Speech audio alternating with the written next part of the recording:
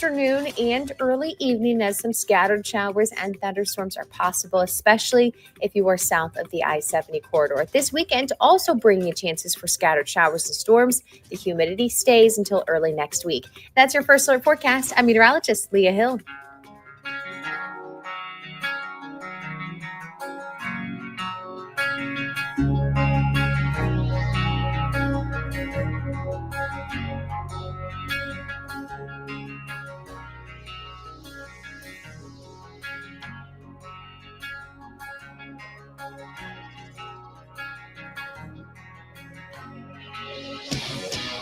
Having your first cup of coffee? Mike's on his third. This is Mike Ferguson in the morning on News Talk STL.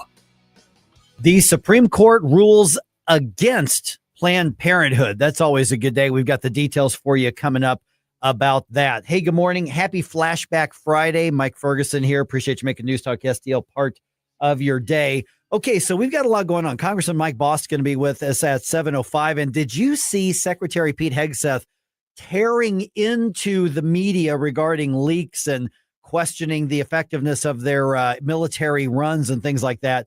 We're going to talk to our own Paul Curtman about that, former Marine as well. Curious what his take on all of that is. Also, you know what? There's no better day to do this than Flashback Friday.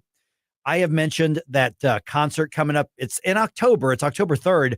Dee Snider from Twisted Sister and Lita Ford and Firehouse. Well, later on today, sometime between 7 and 7:30, we're going to give away a pair of tickets to see that show. I'm going to be there. Jerome's going to be there. You can be there too. So make sure that you are with us at that time and you got a chance to grab yourself a pair of those tickets. All right. Interesting op-ed that was in The Hill just the other day. It was written by John Tillman from the American Culture Project. And it basically argued if Republicans want to deliver on big Republican promises, they should start acting a little more like Democrats. What's that mean? Well, John joined us on Thursday's program, and here's what he had to say about it. So really the question, we're talking about a couple things. When is that big stuff, what we call around here, those big red things, when is that going to get across the finish line to fulfill all of those campaign promises from last November?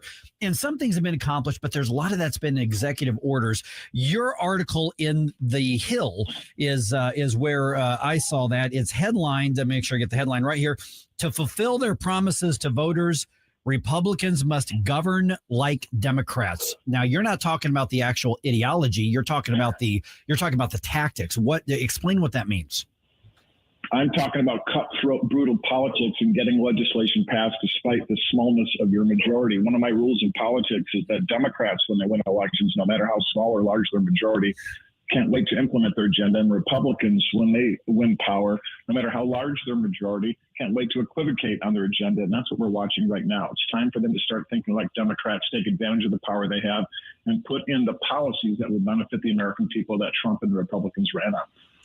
Good morning, John. Gabe Pfeiffer here. So I've always had this question, this conundrum in my mind about why is it that when the left elects their people, they seem to stick to the line. They at best they're going to get further left, in their politics. But when we elect people who run on conservative or Republican mainstay sort of ideas, they get really squishy. And some of them go outright Democrat on us. Why is that? How does that happen? I've written a lot about this. The reason is that all the politics is about pressure. Power is derived by applying pressure to those in office. Pressure comes from the media. It comes from the engaged public. That engaged public can be organic pressure that arrives naturally, or it can be orchestrated pressure like we see the left do so often with all these protests going on around the country.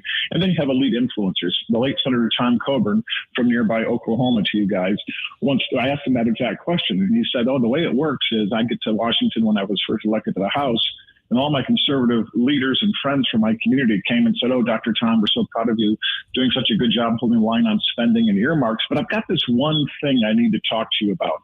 So even Republicans find out that the currency is trading favors in government action. Democrats, by their nature, love government action. So when they're compromising, they're just compromising on how much government action. On the right, you have some Republicans that are kind of squishy. They're really not Republicans ideologically. They're Republicans because they want to be a politician, but they live in a Republican district. Those are our problem children.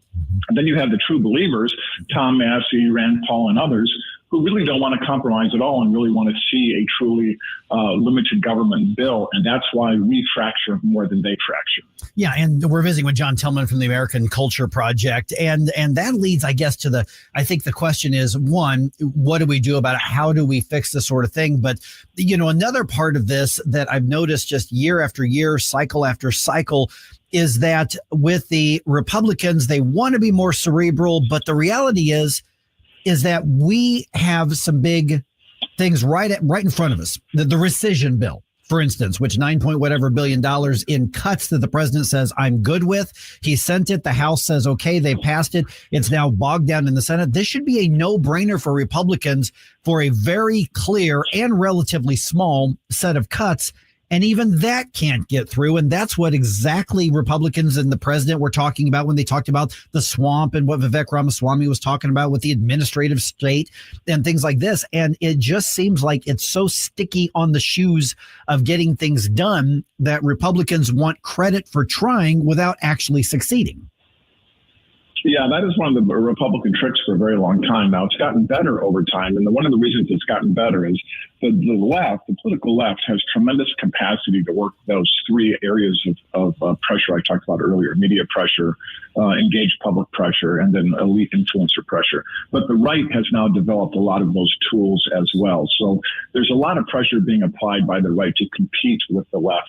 And I think we're actually going to see in the end, my prediction is in the end, we are going to see a pretty good, big, beautiful bill come out. It won't be perfect, but it'll definitely advance the ball. And I'm what I call a pragmatic purist. I want to see the ball move closer to the goal line, and I'll take a bit of yardage we can get. I'm not quite like Tom Massey or Rand Paul, who wants it to be perfect. I want it to be good enough. And I think we're going to get there, actually, because I do think the right has developed pressures that now work. You're really seeing the grassroots and some other influencers really hammering them on that rescission bill. There should be a layup for them. The whole idea of Doge was very popular with American people, despite the absolute onslaught of the media left trying to stop it. It's still very popular. The idea of efficient government, geez, who would have thought that would be popular? Of course it's popular. They should go for it and own it and love it and promote it. So do we need to be electing more Tom Masseys and Rand Pauls, or do we need to take the people who are in office and say, we need to mold you into more Rand Pauls and Tom Masseys? I mean, how do we apply that pressure here from the flyover country? We need to do both. We absolutely need to do both. There's no one solution. So a good example of this is in your great state of Missouri, Josh Hawley, who is really a schizophrenic Republican. He's a it's bizarre watching the evolution of Josh Hawley against Medicaid reforms. Medicaid is ripping off the poorest among us. What's happening with Medicaid is because of the various scams. I won't go into all the details because it gets a little esoteric and wonky. But the bottom line is money is being given to people who are able-bodied, can provide for themselves, and it's being taken away from the poorest among us. And Josh Hawley is opposing those kind of reforms. He's supporting bills that have to strengthen union leaders and weaken workers. These are bizarre things. People like Josh Hawley should be primary, whereas others we should be able to put more pressure on them and do both strategies. Yeah, and the thing is, I get in trouble. I get the Republicans going, Mike, because I've said the same thing. Yeah, I don't know what's happened with Josh Hawley. Mm-hmm. It's just, I mean, at least we've got Eric Schmidt, who's who's been fantastic, right? Mm-hmm. And so here's the aspect to follow up that question comes down to is that if you become a Rand Paul, if you become a Thomas Massey, if you step and say, wait a minute, we've got principles that we were elected on to do this, you get beaten by the party establishment because you're being disloyal and we have to have a unified front. But what good is that unified front doing if it's not accomplishing the goals? Is there what's a pragmatic balance in there to get stuff done and still hold the Republicans accountable because they're the ones that can call the shots if they choose to do it? Yeah, I think the way that President Trump has treated Tom Massey is the wrong approach. I love President Trump, but like all politicians, they're imperfect like the rest of us. I think that Massey and Paul and all the others that we could put in this category have generally put the marker down and said, no, we must do better. And I think that recalcitrance has actually made some of the bills better because they're moving the discussion further to the limited government side of things. And so the negotiation by those who are more pragmatic or not even ideological or just transactional, criticize Massey, fine, but don't eviscerate them. And I don't think it's helpful to the cause for the president to eviscerate Massey. I think in the end, almost all those guys have voted for the bills when it's gotten to the 11th hour, but they've been trying to make it better in between. And I think that's the right approach by them. All right. So the article at The Hill is to fulfill their promises to voters, Republicans must govern like Democrats. It was written by John Tillman from the American Culture Project, who we're speaking with right now. Just got a minute or so left, John. Okay. So those who are listening, those who are watching right now, they want to do something. They want to push the Republicans to get this stuff done because you know what? Campaign season is right around the corner and everybody gets stupid and all stuff breaks loose. Mm-hmm. Okay, so what do we do? What's the immediate, I'm not even going to say ask, I'm going to say what's the immediate demand that we need to be pressuring the Republican lawmakers in particular right now to at least get some of these low-hanging fruit goals done? So right now, it's all about the Senate. And it'll come back to the House when the bill passes the Senate, goes into the conference. But right now, it's all about putting pressure on Josh Hawley there in Missouri and anywhere else where you have listeners. It's about calling the Republican senators, emailing the Republican senators, writing letters to the editor. These are things I'm asked all the time. What can you do as a citizen that makes a difference? These things do make a difference. When you have hundreds and eventually thousands of people sending emails, making phone calls into district offices, call the district office as much as the Washington office. The district office are actually local people in your community who you might see at the grocery store, and they're much more responsive to hearing what's going on and what your sentiment is. And ask them to make the bill that's in the Senate right now better, particularly on the Medicaid reforms, particularly on retaining the no taxes on tips, no taxes on Social Security, and demand it and let them hear your anger and your voice. And those things really, truly make a difference if people do it. And you have a big audience, and just a few of those folks pick up that phone or send that email today. All you have to do is Google District Office for Josh Hawley, and you'll be able to find it online. Okay. And John, people want to connect with American Culture Project, want to follow what you're doing. What's the way to do it? amculture.org is the website, and I'm on the X platform at John M. Tillman. All right, don't forget, we're giving away those tickets in the 7 o'clock hour. Go see Dee Snider and Lita Ford and Firehouse. Going to be a great night of 80s rock and roll. And you know what? When you win, let me know when you are going to get there at the Family Arena in St. Charles, and I'll make sure I'm in the lobby area. We can say hi and high five and practice our headbanging or something like that. All right, 314-912-1019. This is 1019 and 94.1 News Talk STL.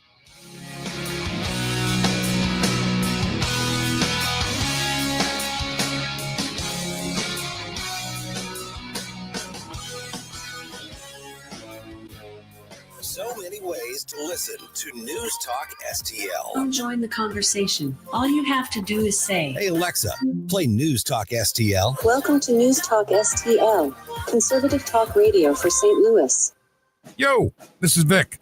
All during the month of June, Vic for Vets is proudly honoring our veterans. Every weekday at 11:05, you'll hear about that day's honoree and their incredible service to our country. Hi, it's Ken. You want to nominate a veteran? Send their name, service information, and story to me, Ken, at NewsTalkSTL.com. Brought to you by Best Buy Flooring, Patriot Heating and Cooling, and DG Firearms. Together, let's celebrate the heroes in our community, Vic for Vets, where honor meets gratitude. All aboard!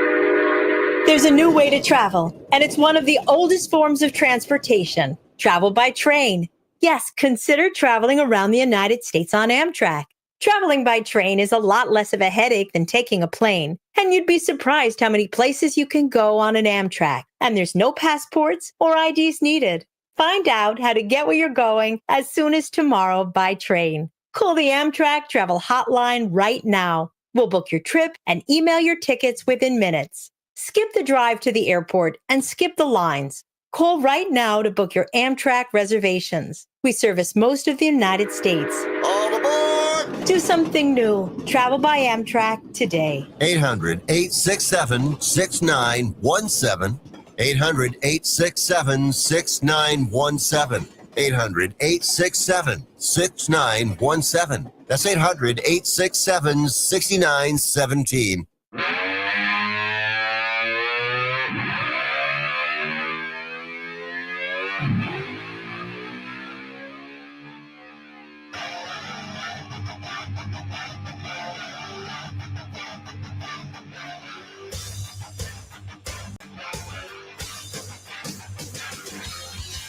Get up, St. Louis. It's Mike Ferguson in the morning. All right, all that corporate welfare, and it still might not be enough to keep the Chiefs, possibly the Royals in Missouri after all of this. It's not settled yet. It's like, but I bought you flowers, but I bought you dinner, but I got you this. And she says, yeah, it may not be good enough. I want to see what he's going to give me on the state. Yeah, it's unfortunate that we're in that situation right now, and maybe they'll be talking about some of this on our amazing weekend programs, such as your No Compromise Pro Two-Way Talk on Shall Not Be Infringed with our good friend Aaron Dorr. That's Sunday night at 9 p.m. All right, 5:48 right now. So here's what's going on. The Show Me Institute's Patrick Tuohy, he's been on the program here, and of course the various members of the Freedom Caucus, they've been proven right again. Yeah, so here's what's going on. The Kansas City sports teams, basically the Chiefs primarily, because what's interesting is after the legislature passed the big corporate welfare bill, the Royals have been basically completely silent. They haven't made any commitments whatsoever. The Chiefs, though, still appear to want to leave. And remember, Patrick Tuohy from the Show Me Institute was on the show, and he said what the Chiefs and Royals are likely to do here is to get as much of an offer as they can from each state and then play the other off of each other to get the most money possible. They're businesses. This is what they do. So what's happened here is that the state of Kansas has basically offered to pay most of the cost, like 70% of the cost of a new stadium. And Missouri is offering up to 50%. Now, still, that's hundreds of millions of dollars, if not $1 billion or more of cost at taxpayer expense. And so the state of Kansas made their offer with a June 30th deadline. The Chiefs have now proactively asked the legislature to extend that deadline so that they can still keep working out the deal. And the lawmakers in Kansas have said, yeah, okay, now our next meeting is July 7th, but don't worry, we'll extend it. Let's keep this going. So one of the key legislative leaders over there basically is very upbeat, saying, we're close to a deal, essentially is what he's saying, if you're reading between the lines here. So the Chiefs basically tell the governor to order the legislature back into session, order the legislature to give them this corporate welfare deal by this deadline. And then they turn around and it's a leverage point with the state of Kansas. So what it looks like is the state lawmakers in Missouri got played. And even if the Chiefs end up staying where they are, staying on the Missouri side, we now know we are the sloppy seconds.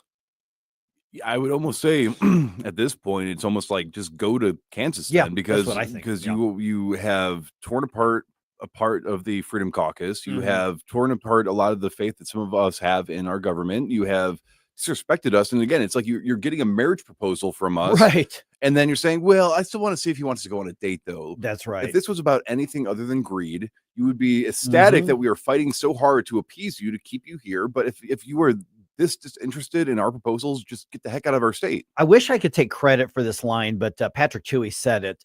He said, you may love your team, but they don't love you back. Nope.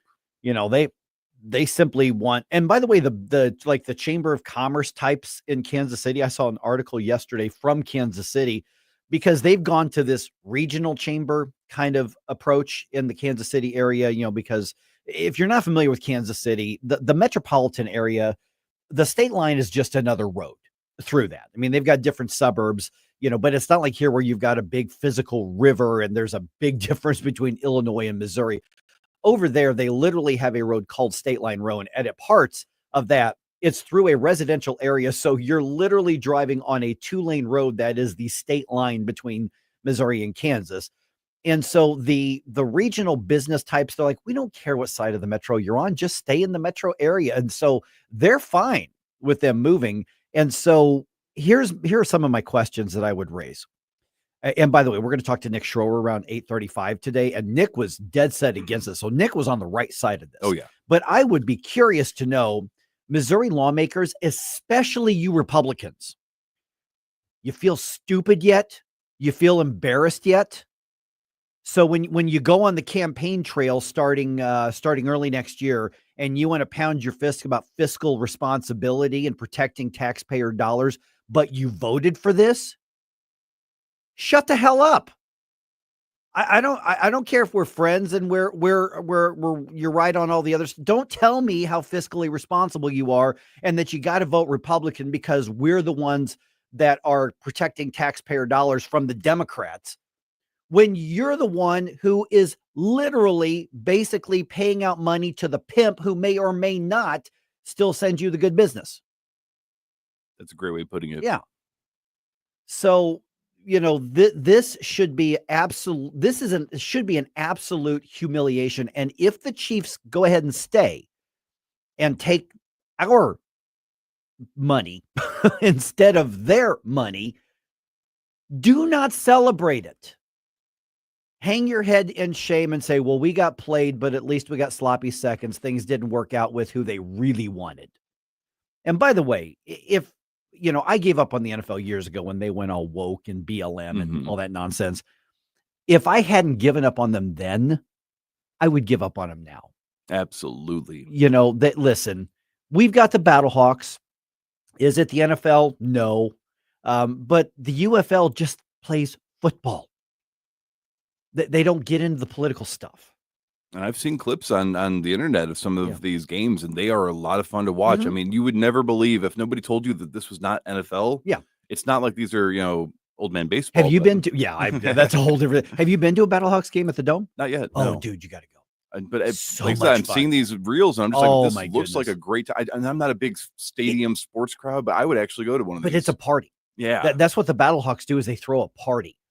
So now I think the Battlehawks are gonna have to work harder to get fans out next year, because now twice we've lost in the playoffs, and we're like, we're the best team in the league. Where's our championship? So I'm gonna work. I'm gonna try to help. I'm gonna, I got buddies over there, so we're gonna try. But yeah, so that's where this is, and I mean, I'll have this in the news dump here in a little bit, but it's infuriating when all of this was completely predictable. I mean, we all saw this coming. And the lawmakers still did it. And they may end up keeping the Chiefs, but all it shows is that they didn't want to be here in the first place. And all you did was give them leverage to negotiate with somebody else to try to get a better deal somewhere else. You got played. Even if you end up keeping them, you got played. Period. Yeah. Now the question as well is if this does go through, and like you're saying, we do become the second best, the alternative, the sloppy seconds. Right. Because we'll go out with anybody. I mean, we'll make out with anybody. Apparently, our views of ourselves are so low that we will try to keep somebody that doesn't want to be with us. Come on, Missouri self-esteem. Yeah, come show on. me. You can do better. Know your worth, girl. Oh, my bob in my neck.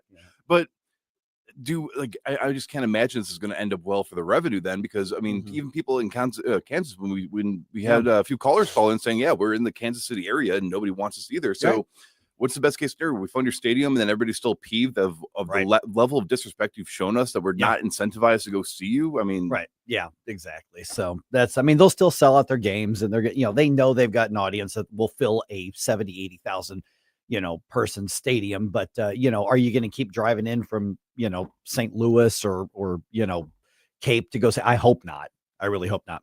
All right, quick note here. Tomorrow is the Nutrition Stop organic barbecue. We talked to Ryan about that in the studio the other day.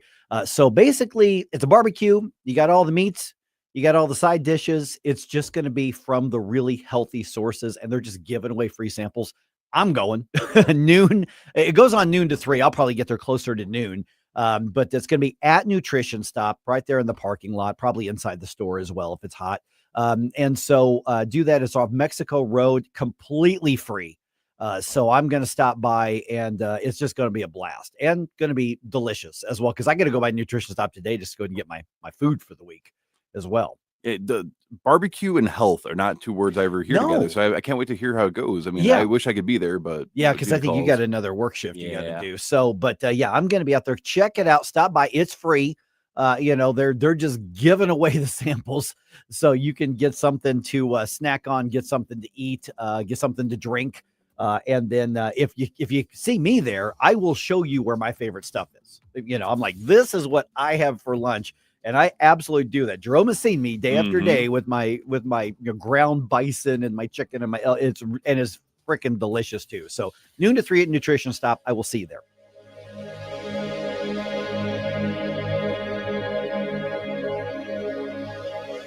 I'm Missouri Attorney General Andrew Bailey.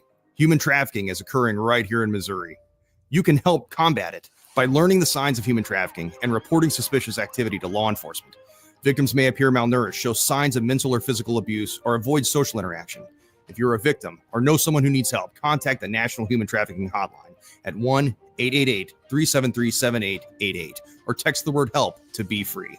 Together, we can fight human trafficking in Missouri. Brought to you by the Missouri Attorney General's Office. It's JC's Wayback Machine. 3 big hours of great tunes from the 90s, 80s, and 70s. Plus bits and pieces that'll take you back to the best years of your past. Album cuts, forgotten songs, and lots of little treasures. Or a hole in your head or a whole new head. JC Corcoran, he's back. All brought to you by the Weber Automotive Group. It's JC's Wayback Machine. Every Saturday night, 6 to 9. News Talk STL. Remember those magical moments in Mom's kitchen? The heavenly aroma of fresh baked cookies? At Trolley Stop Bakery in Chesterfield's Forum Shopping Center, our co-op of talented bakers has been perfecting that homemade magic for 4 decades. From the gooeyest cookies in town to custom pies, cobblers, and cakes, everything's made from scratch, just like Mom and Grandma's recipes. Need that perfect corporate gift? We ship our famous cookies nationwide. The Trolley Stop Bakery, 67 Forum Shopping Center, or TrolleyStopBakery.com. Because some traditions are too sweet not to share. It's a pretty simple concept. It is clear to me. Let me make this clear. Big events. Your news and your opinions. We're going to get out there and be heard. St. Louis's place to talk. Our voices are never heard in the media. We, the people, will always find a way. And it's about time that we start putting up or shutting up. Yeah, and you should come. You should listen to many voices. 101.9 and 94.1. Their phone lines have surely been burning up. News Talk STL. KLGY HD3 Clayton, K270BW Belfast, KNBS Bowling Green. This is News Talk STL at 101.9, 94.1, and always streaming at NewsTalkSTL.com. News this hour from townhall.com. I'm Rich Thomason. On Capitol Hill, high drama as Congress heads into the weekend. President Trump's big, beautiful bill facing challenges from House conservatives as well as the Senate's parliamentarian. On the Salem News program this week on Capitol Hill with Tony Perkins, House Speaker Mike Johnson of Louisiana hopes that Senate Republicans pass their version of the legislation with minimal changes before sending it back to the House. Well, the jury's still out on what those modifications are going to be. I will have to wait about 72 hours for the bill to lay over before we can vote. But the plan would be, if it's in shape that we can use it, then we'll pass it, approve it on probably Tuesday. It would also allow for the president to have a big, beautiful bill signing on Independence Day. And I certainly hope we can keep that deadline. Speaker Mike Johnson's full This Week on Capitol Hill interview can be heard starting at 10 a.m. Eastern Time Saturday on the Salem News Channel. Following a classified Senate briefing, Senator Tom Cotton says no doubt the U.S. and Israel have struck a major blow to Iran's nuclear program, and Iran's foreign minister acknowledges significant damage to his country's nuclear infrastructure. Supreme Court may release a half dozen decisions today, including a ruling on President Trump's bid to deny birthright citizenship to the U.S.-born children of illegal aliens. 2 police officers ambushed, shot and wounded in Milwaukee last night. We should be praying for our police officers, and that's exactly what I've been doing when I found out that the situation here happened. Milwaukee Mayor Cavalier Johnson. And it's a sad day. Urging the gunman to turn himself in. If he doesn't, Johnson vows he will be captured and will be brought to justice. On Wall Street this morning, the Dow futures up 108 points. NASDAQ futures ahead 64 points. More on these stories, townhall.com. 1, 2, 3, 4. Third day. The original members reunited for the 30th anniversary tour, playing all the hits. A miracle. With special guest Zach Williams. Tickets available now at awakeningfoundation.com. Third day, the 30th anniversary tour. You just call my name. An Awakening Foundation event. If you're living with pain, see how Relief Factor can help. I'm an artist and I'm in my studio. I listen to the radio all day and I'm hearing the ads about Relief Factor. And I've got pain in my neck and it's getting worse. And I'm thinking, well, I'm going to go ahead and order this. 2 weeks later, I've got much better range of motion. If you're experiencing pain at a certain point in life, I would get Relief Factor. Fight pain naturally with Relief Factor. Go to relieffactor.com and get your 3-week quick start today. Only $19.95. From the Michaels Flooring Outlet Weather Center. Great news. The temperatures are coming down a little bit. Highs today only reaching about 91 degrees. Still humid out there, so it'll feel like the upper 90s when you step out. Watch the afternoon and early evening as some scattered showers and thunderstorms are possible, especially if you are south of the I-70 corridor. This weekend also bringing you chances for scattered showers and storms. The humidity stays until early next week. That's your first alert forecast. I'm meteorologist Leah Hill.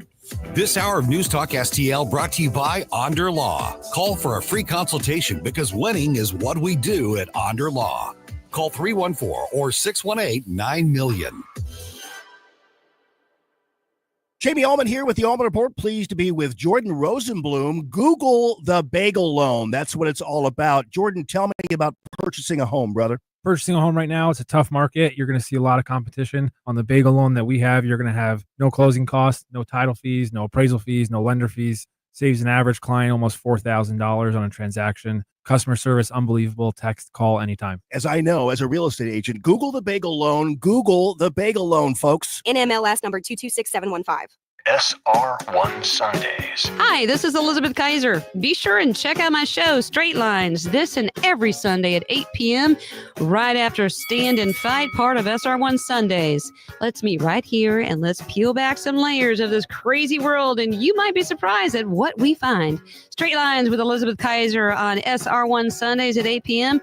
right here on 101.9, 94.1 News Talk STL. Straight Lines with Elizabeth Kaiser on News Talk STL. If you have a phone, you have a radio. Yes, I listen on my phone. Download the all-new News Talk STL app. Love the all-new News Talk STL app. It is awesome. And listen anytime. Love the News Talk STL app. Anywhere. Mike Ferguson. Are you pretending to be crazy? Wow, you're really pumped about this. Gabe Pfeiffer.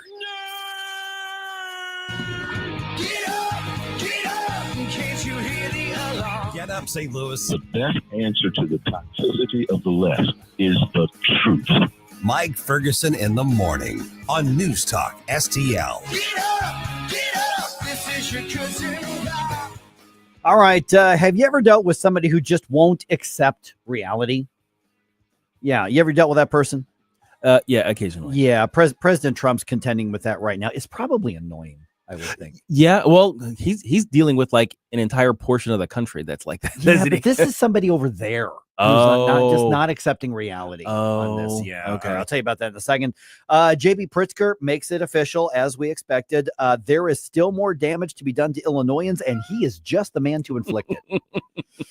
Oh, good Lord. All right, and the Cardinals are back on the road after splitting their series with the Cubs. It is, what the heck time is it? 6:06. Let's go ahead and dump some news on you here. The Morning News Dump. Are you joking? Is this a joke? Listen, folks. The Morning News Dump. All right, Gabe, just as you were walking in, we're talking about this. It is not a done deal yet, despite being offered hundreds of millions of dollars of public money to renovate Arrowhead Stadium. The owners of the Kansas City Chiefs want to keep negotiating with the state of Kansas. Right. Oh, with Kansas. With Kansas.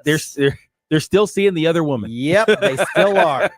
Why is it that I went right to that type of example and analogy as well? Basically, right now, Missouri, because of the corporate welfare and our willingness to give it all away for free, we have become the skanky girl in high school who is desperate for anybody to take her out and make out with her. That's basically what we are. Just throwing ourselves at everybody. Oh, my goodness. So Kansas is also bidding taxpayers' money to convince them to cross the state line. The team has asked Kansas lawmakers for an extension of the deadline to make a decision on whether to relocate. That is expected to be granted at a meeting on July 7th. Right. So basically, they got Missouri to cave. It's like, all right, Kansas, what are you going to do? Yes, exactly. Gosh. Yeah. So stupid. All right.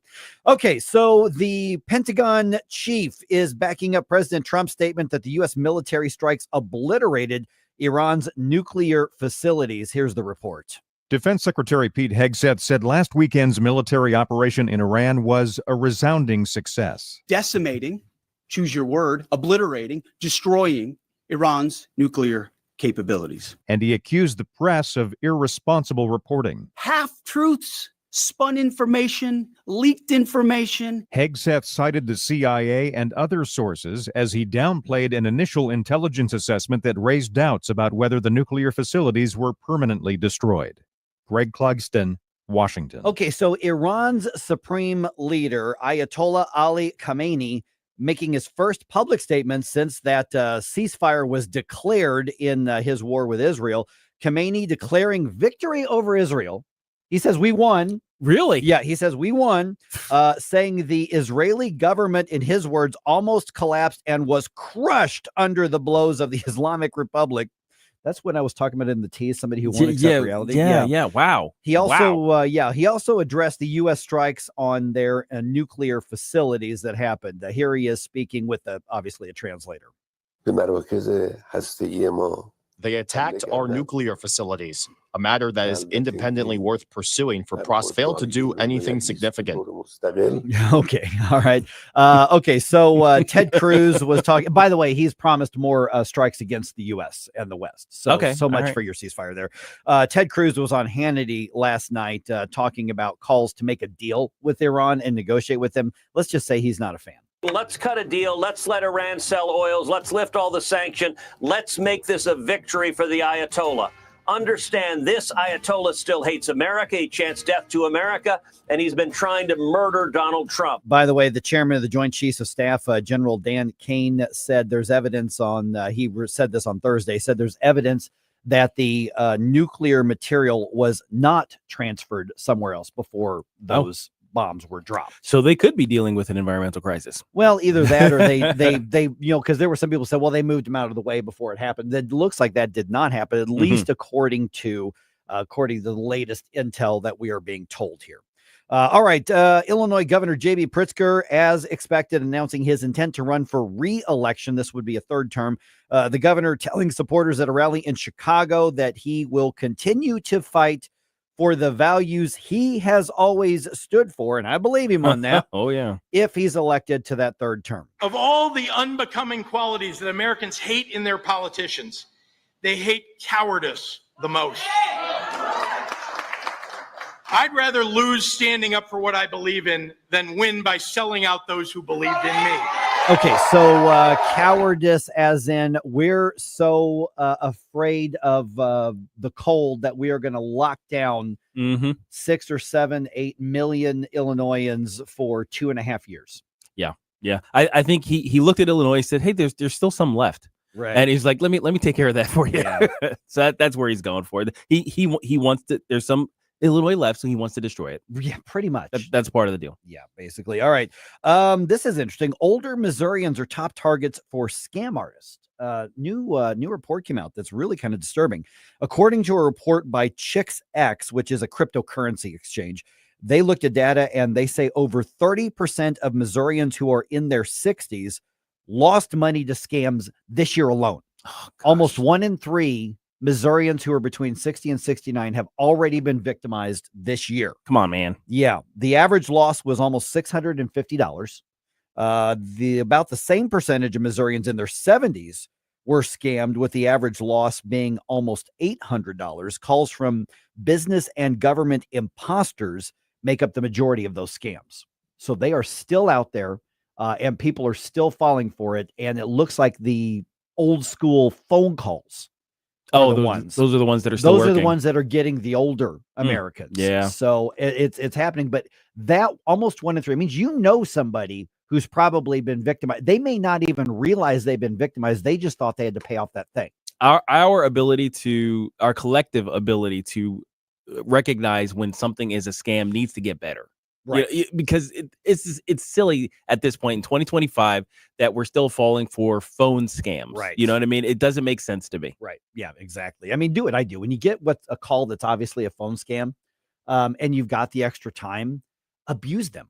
Yeah. I mean, seriously, I This is the only time in my life that I like intentionally become super sexist and misogynistic if it's a female who's calling, or I become super racist if I can, detect that they're calling from somewhere. I just do it just to mess with them. Because you're allowed to. Oh yeah. Who are they going to complain to? Right. Are they gonna, you're gonna call the government on me? Right, exactly. It's like they don't have a beeline to your HR department. Just let loose, bro. Believe me, if I mean, they probably record those, but I mean, it's like if they wanted to like cancel me with that, I'm like, yeah, that was a scam call. You're damn right. That's what I did. It's like yes, I called them that. This is the universal American reaction to scam should be absolute verbal abuse. So that's what it should be. So if somebody wants to cancel me because of the way I treated a scam artist, do it. No, bring it. I'm proactively telling you that I said it. No jury will convict. No, none at all.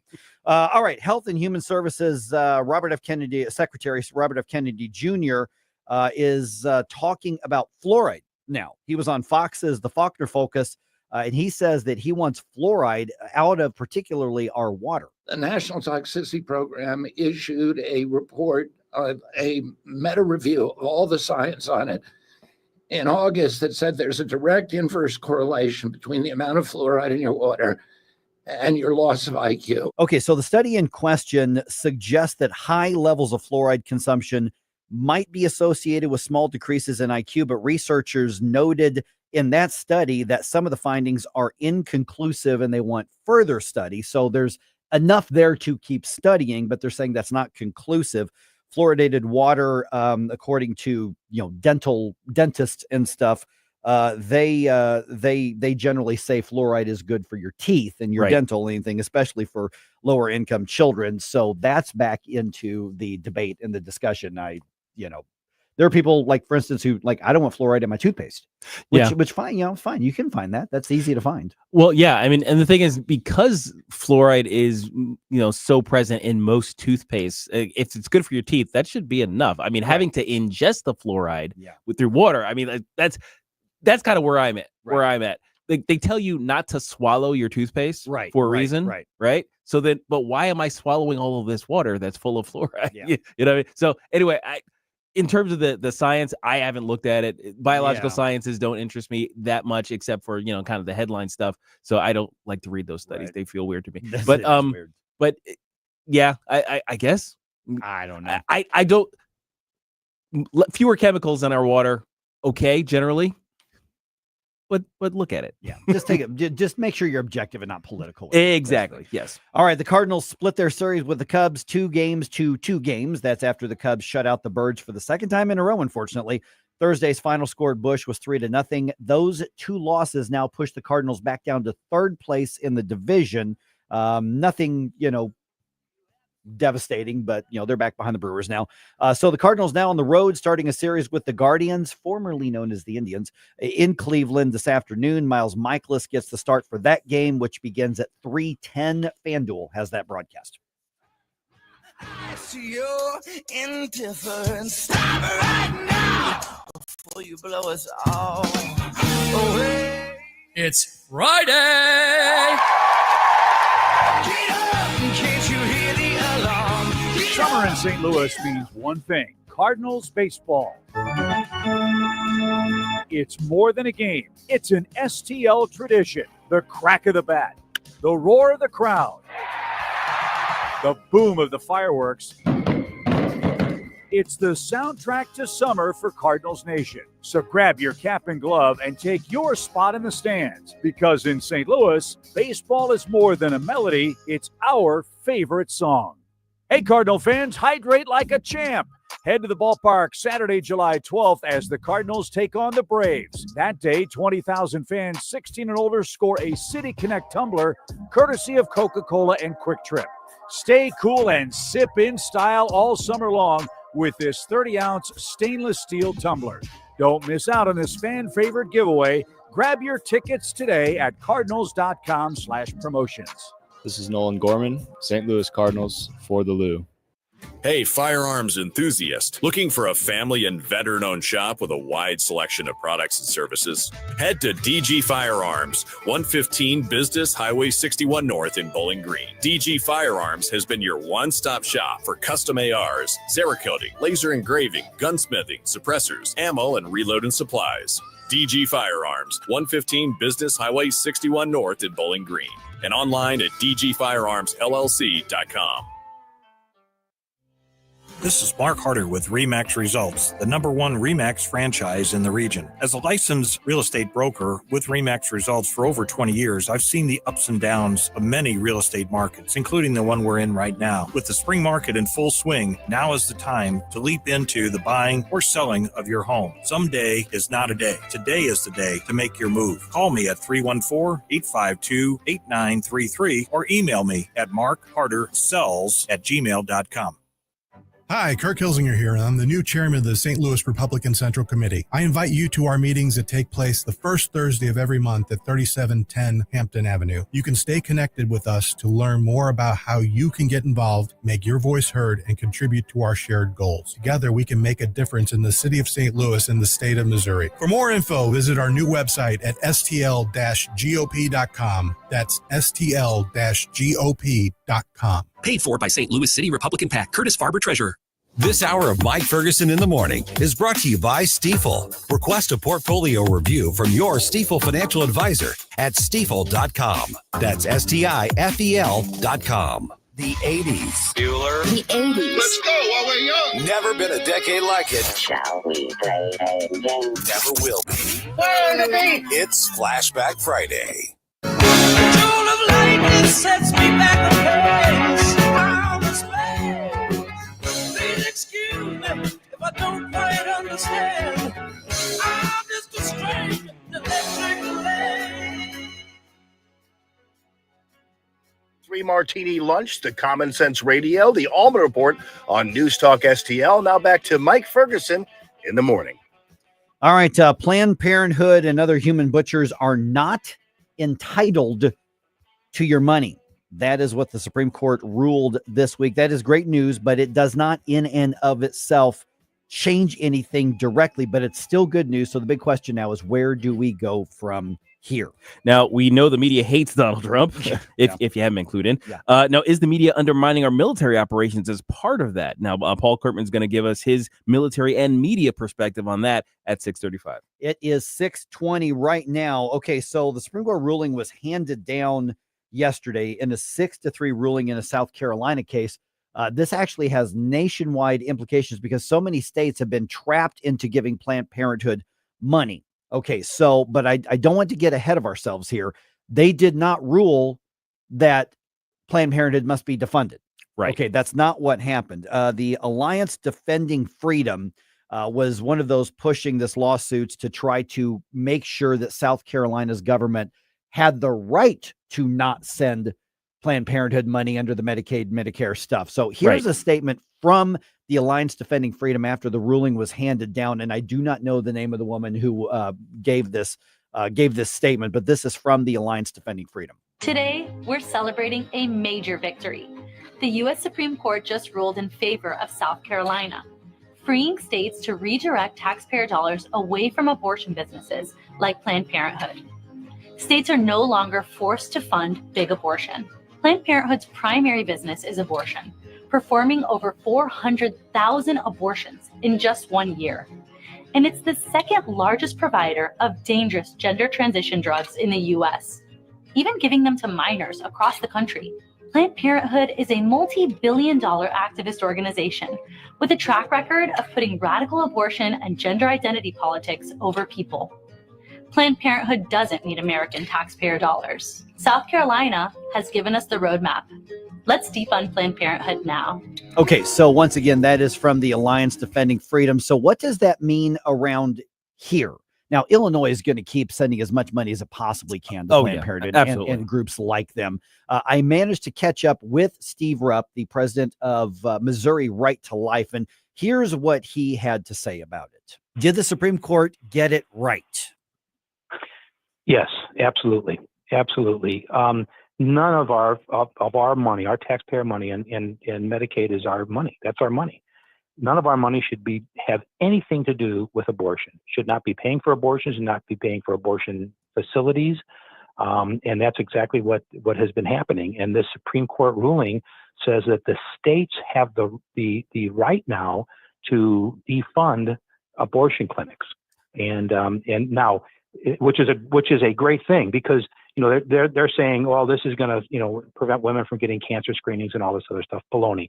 There are hundreds and thousands actually across the country of clinics that are publicly funded clinics where you can get health care, and all across Missouri as well. So that's a red herring. They are about abortion, and that's what why they're mad, is because this is going to limit their ability to be able to perform abortions. Well, that leads to my follow-up question then, is what does this mean maybe long-term in our effort to save lives? I mean, what does this mean for the pro-life movement in general? For the pro-life movement in the United States of America, this is fantastic. It gives the states the ability to defund abortion facilities. Now, in Missouri, because of Amendment 3, which is right now in our state constitution, we cannot defund Planned Parenthood because that would restrict their ability to perform abortions. So we have got to replace Amendment 3 in order for us to be able to take advantage of defunding Planned Parenthood through this Supreme Court ruling. And that is what that ballot initiative is going to accomplish if voters pass it next year, correct? Yes. When we pass this right now, they're saying, well, you can't defund Planned Parenthood because that would be a restriction on abortion, and you can't. There's no restrictions right now. There's zero restrictions. You can't do anything to restrict abortion in the state of Missouri because of Amendment 3. And so we're slowly trying to challenge it, literally law by law. But in the meantime, Amendment 3 is in our state constitution. Now it's on hold right now because of the Missouri Supreme Court ruling that some of these healthcare issues have to be taken a look at. It's a temporary hold, but it could be potentially permanent. But in the meantime, we've got to work our rear ends off to be able to pass 73 so that we can get back to the ability to be able to defund Planned Parenthood here on a local basis in our state. Okay, so what we're looking at here, guys, is basically the Supreme Court said, no, states have the right to decide which vendors you are going to use. Right, clearly. I mean, that's an obviously good decision. Right, yeah. And so with Planned Parenthood, and you say this all the time, Gabe, money is fungible. Yeah, exactly. Right? So you say, okay, well, then just don't fund the abortions, but fund their other things. Okay, well, if somebody takes on saying, you know what, I'm going to pay your mortgage for you, because let's just say that's your biggest expense. I'm going to pay your mortgage, Gabe. Sure. You're going to take that money and you're like, great, I'm going to do this other stuff with it. Oh yeah, clearly. And so somebody pays for your, I don't know, Planned Parenthood's.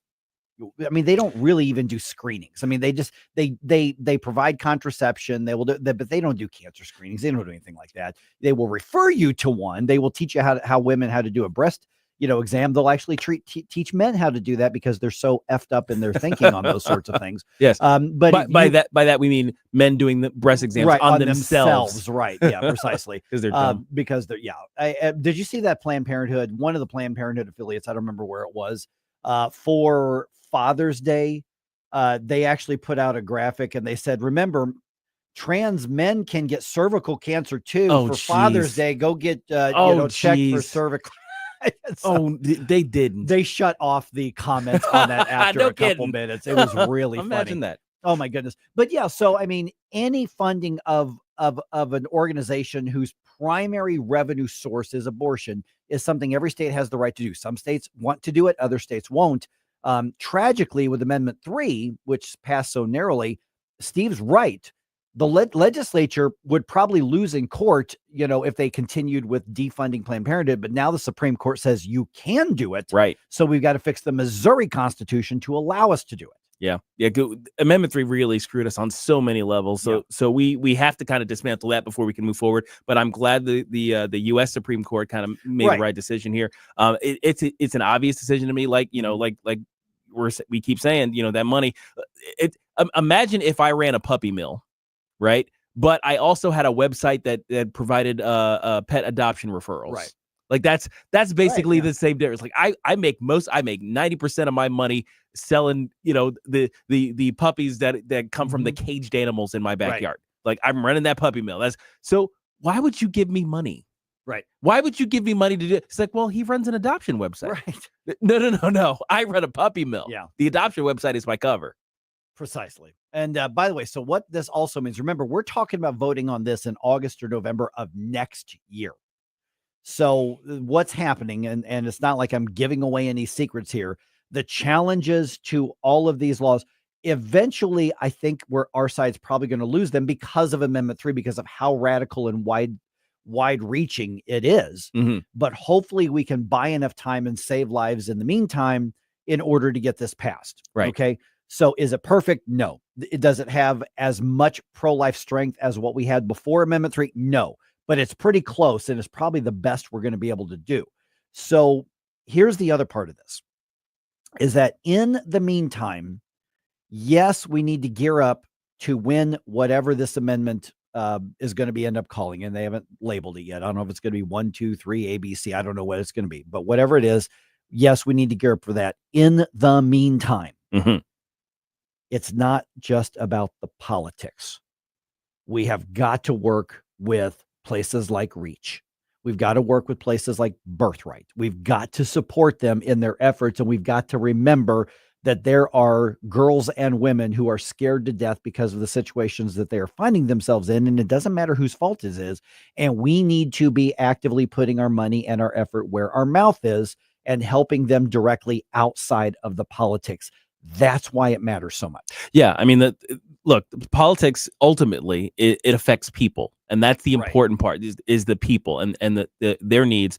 We're trying to save lives with our political pro-life position, but we're also trying to change lives by making the world a better place for women to rear their children. Right, precisely, and give them a chance. Give them a chance, just to live. So if it's about the lives, then we need to be able to get involved, and we need to be making sure that we are providing those resources to convince and incentivize and help women who are doing the right thing. And then also, in the case of like Reach, they're also working with the men to teach them how to be the providers and also to be a part of a child's life and be a good father as well. That's right. That has nothing to do with politics. Serve the full family. But it's so crucial that we address both parts of that. All right. Our one and only Paul Curtman going to be with us right around 6:35. Get his thoughts. Because of his military and media background, he's in a unique position to really give us some interesting stuff regarding Pete Hegseth going off on the media yesterday. All right. We're going to check in with him right around 6:34 on this Flashback Friday. Please excuse me if I don't quite understand. I'm just a stranger that Mike Ferguson in the morning. The strong protecting the weak and the good defeating evil. On News Talk STL.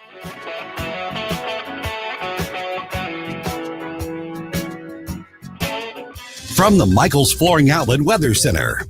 Great news. The temperatures are coming down a little bit. Highs today only reaching about 91 degrees. Still humid out there, so it'll feel like the upper 90s when you step out. Watch the afternoon and early evening as some scattered showers and thunderstorms are possible, especially if you are south of the I-70 corridor. This weekend also bringing you chances for scattered showers and storms. The humidity stays until early next week. That's your first alert forecast. I'm meteorologist Leah Hill. All right, hunters, I'm talking to you, and I'm talking to those of you who know the hunting seasons, deer season, waterfowl season.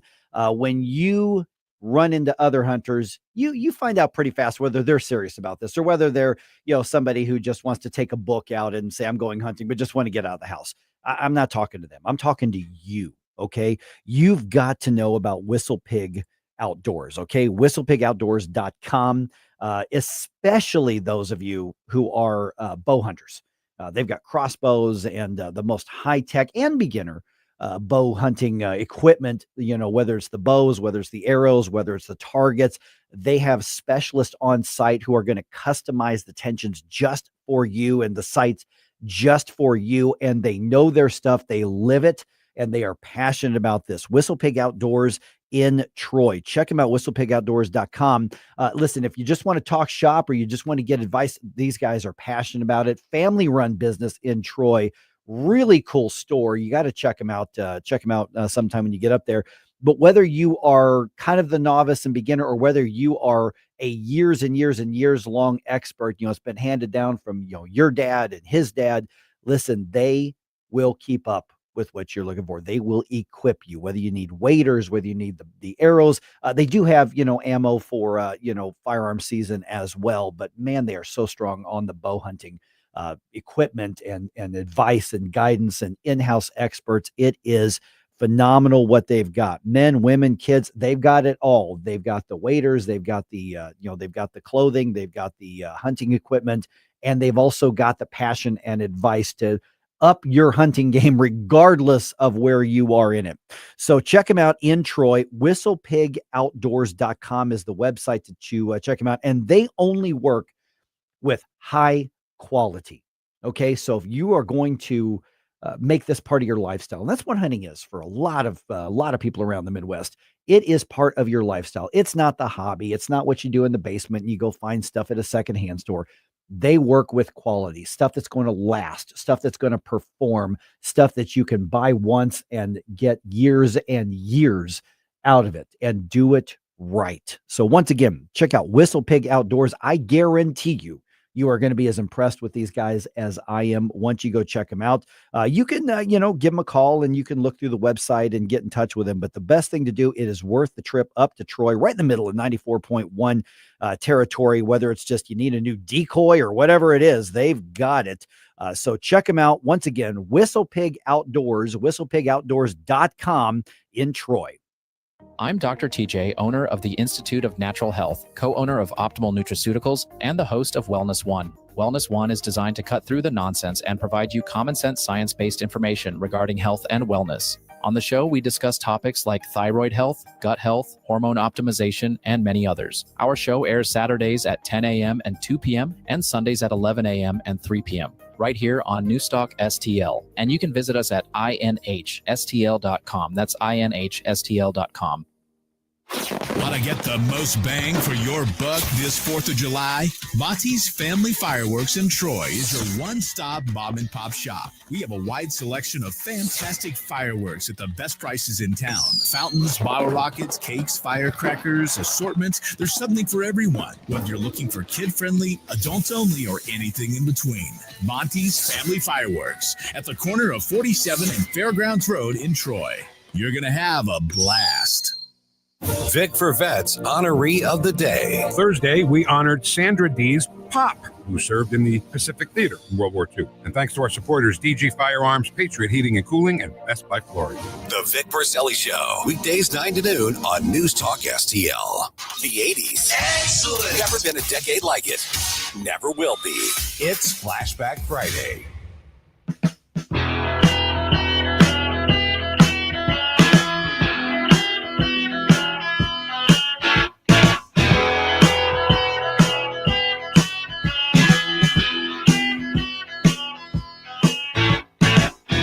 Good morning, St. Louis. Hey, it's Vince from The Vince Show right here on News Talk STL every weeknight at 8. Right now, it's back to Mike Ferguson on 101.9 and 94.1 News Talk STL. All right, so Flashback Friday is off to kind of an early 80s vibe a little bit here. Yeah. Yeah, a little Joe Walsh. No weird synth stuff going on yet. Not with Joe Walsh. No, not in the least bit. All right. Media leaks, limits on the commander-in-chief, question mark. And, illegal immigration is still a big problem. We're going to chat with Paul Curtman about that here in just a second. And it's, of course, Flashback Friday. Some of the top rockers of the 80s era are coming to St. Charles on October 3rd, sometime between 7:05 and 7:30. We're giving away a pair of tickets to that show at the Family Arena. Yep. So, be tuned in, I think. That's gonna happen. You might want to be tuned in. In less than 1 hour from right now, we will give away a pair of those tickets, and you will see what Jerome's about to see on October 3rd. Yeah, and come out and hang out with us, Yeah, I mean, we're gonna give away a few pair of tickets over the next few weeks or so, and so if you get those tickets, let me know when you're gonna be there. I'll make sure that I'm hanging out in the lobby, and we can hang out and say hi and high five, and you can buy your T-shirt and whatever the case is out there. All right, 6:36 right now, joined by former Missouri State Representative and Marine Paul Curtman as well, and also occasional backup host here on News Talk STL. And the reason I put all those creds out there, Paul, is because this is a unique background that you've got to comment on this stuff. Secretary of Defense Pete Hegseth ripped into the media right to their face yesterday over the leak of that initial damage assessment report and the way that they were covering it.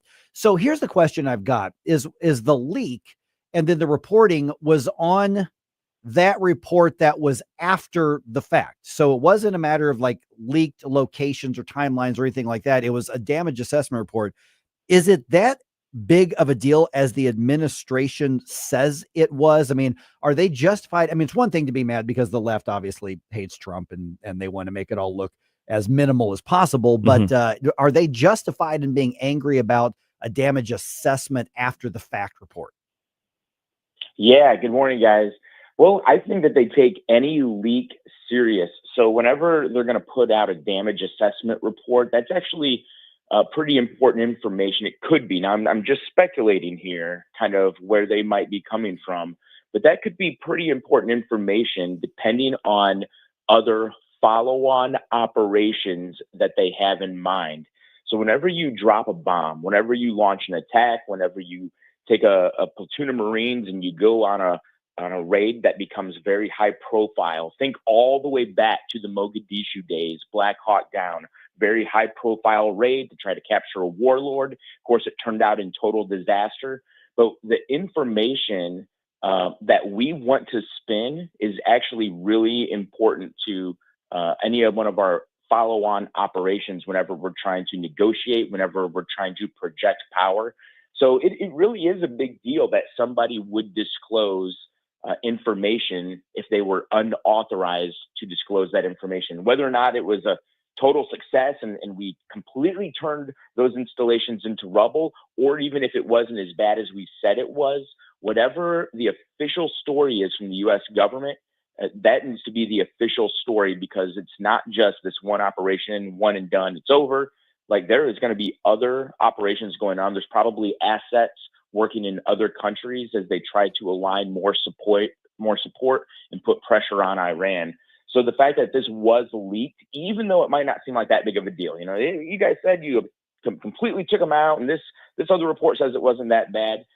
The fact that somebody is leaking information unauthorized and it contradicts the story from the Pentagon, that is actually pretty relevant. Morning, Paul. Gabe here. So we've had robust discussions about kind of the constitutional implications of what went on here. You know, the limits of the president's power to use military force, and of course the power to declare war being vested in Congress. And then now we're talking about just kind of the idea of withholding certain information from Congress. What's the right balance of keeping plans classified versus Congress having a role in oversight when it comes to war? Yeah, that is another incredibly good conversation to be having. So I'll tell you my position whenever we go to war. My position is today, it always has been, that if we're going to go to war, Congress has to be involved. And the reason for that is twofold. Very simple. One, in Article 1, Section 8, Congress is given the authority. They're given the sole delegation to decide if we go to war. And if we go to war, at that point, the president is the commander-in-chief. We always refer to him as the commander-in-chief, but he's really the commander-in-chief. The way the Constitution works, he's the commander-in-chief once Congress declares war. And the reason it's vital that Congress declares war is because our founding fathers understood that wars can escalate incredibly fast. And it's the people of our country that have to pay for it with their own money and with the blood of their children that they send overseas to fight. So I think that Congress has to be involved. I think the Constitution requires it. There is precedent, though, for going all the way back to Thomas Jefferson for military action if it's necessary, if it's preventing something that is imminent or currently ongoing. You go all the way back to when Thomas Jefferson sent the Marines over to the Ottoman Empire, and that they invaded Tripoli. Now, those were recognized states, and Congress did not authorize that. However, Congress was on board with what he was doing, and they formalized it through some direct policy during that process, or once those Marines came back. But Congress has to be involved, because in the end, the American people are paying for this with our money and with the blood of our children if it gets to that point. And our only representation is in Congress. I know we vote for a president, we vote for senators, but the Constitution has it set up that our representation is closer to home in the form of our congressmen. And so our congressmen and women have to be involved in these types of discussions for sure. We're visiting with Paul Curtman, former Missouri State Representative. You hear him all the time here on News Talk STL. By the way, you wouldn't know it from the headlines right away here, but illegal immigration is still a thing. And we still have, the left enlisting as many violent pseudo soldiers, parasoldiers as they possibly can at this point. Of course, Tom Homan basically doubling down, saying, bring it on. This could mean that we are in for more violent clashes around the country, particularly in blue states. What do you make of the left's saying we are going to draw the line in the sand to the point where we are willing to go to paramilitary violence against our government in order to protect illegal aliens? At one point, even had a public official in California calling on Latino street gangs to start fighting back physically as well. Where are we going with this? We're going into a really scary, dangerous situation for our country. And, the left having paramilitary organizations is not a new thing. There's actually left-wing militias. They've been out in California for about the last decade and a half. One of them that comes to mind, I saw this online, I went and read up about them.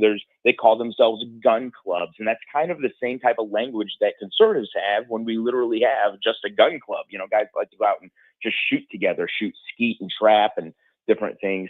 But the thing is they go out and they train with tactical gear. And so this is more worrisome of an issue, because a lot of people on the left might feel that this issue is much, much more personal, either because of immigration, that they're immigrants, or else they have family members that are immigrants that are here illegally. And people are more willing to fight for people that they know and go and engage in these types of clashes or violence if it's on behalf of people they know, rather than some kind of abstract issue like climate change. So I think that we're probably in a more dangerous situation if it's about immigration than any other of the left-wing issues that have come up over the last couple decades. With the escalation of the rhetoric coming out of elected officials now, Democrat elected officials, or potentially elected officials like the new worm in the Big Apple, who won a primary over there, and he's vowing to fight the Trump administration. All these people. Is it time that we just start arresting them? They're just straight up. Would it destabilize the country if the feds came through and arrested elected officials at state government levels? Yeah, I think that it would, but on the other hand, though, think of the destabilization that will take place when this just runs out of control. Because politicians will say this because it's rhetoric that fires up their base, but when that base gets fired up, they'll actually go out and do things. And so I think that, you want to talk about an insurrection. There is precedent. There is historical record. There is a case in the U.S. where people that have been elected leaders have said things that have inflamed people to go out and commit violent acts before, and that should absolutely not be tolerated. If you take an oath to the Constitution, your oath is to the Constitution. And everybody in every elected position from the president on down takes that oath. Even our policemen and women and other members of law enforcement in the military take that oath. And if they're not going to take that oath seriously, then they 100% need to leave. If they turn their allegiance to any issue, especially those issues that are in violation of the Constitution, and they're compelling people into violent acts, they need to be arrested. They need to be taken out of their position of authority and influence, because these kind of things can get out of control really quick. And I would hate to see our country launch right into a third world despotism run by warlords posing as elected leaders. Okay, so last question on that, Paul, and the follow-up here is, where's the line between protected, even if it's disgusting First Amendment protected speech, even if it's deleterious to what we want as a nation or a culture or whatever? What's the line between what's protected as freedom of speech, even if it's gross, and something that crosses the line into being criminal and worthy of arrest. You know, you have to go all the way back. And this is why people have got to read the Constitution and the Declaration of Independence. If people would understand the principles in our founding documents, they would understand that the reason we have freedom of speech is to protect our liberty. But freedom of speech doesn't exist just for the sake of being able to say whatever you want, regardless of the circumstances. It's protected, or it's freedom of speech is protected in order to protect our liberty. And our liberty in America is protected by the rule of law and the Constitution. So if someone is using their speech in order to undermine our government or undermine our Constitution, and especially in these ways that can create violence or havoc in our communities, then that's crossing a line. That is yelling fire in a crowded movie theater, and that's completely different than just buying into the political process and having your say in elections and helping lead the discussion on policy and direction for the country. All right. Paul Curtman, once again, we've tagged you on our social media already. People can hopefully connect with you and follow what you're doing, or if they got any questions on finances and economics, they can do that as well. But we'll talk to you again soon, Paul. Thanks so much. Thanks, Paul. Thanks, guys. All right, 314-912-1019. Just ahead here, Missouri lawmakers getting played by the sports teams. I'll bring you the update on that right around 6:52 on 101.9 94.1 News Talk STL.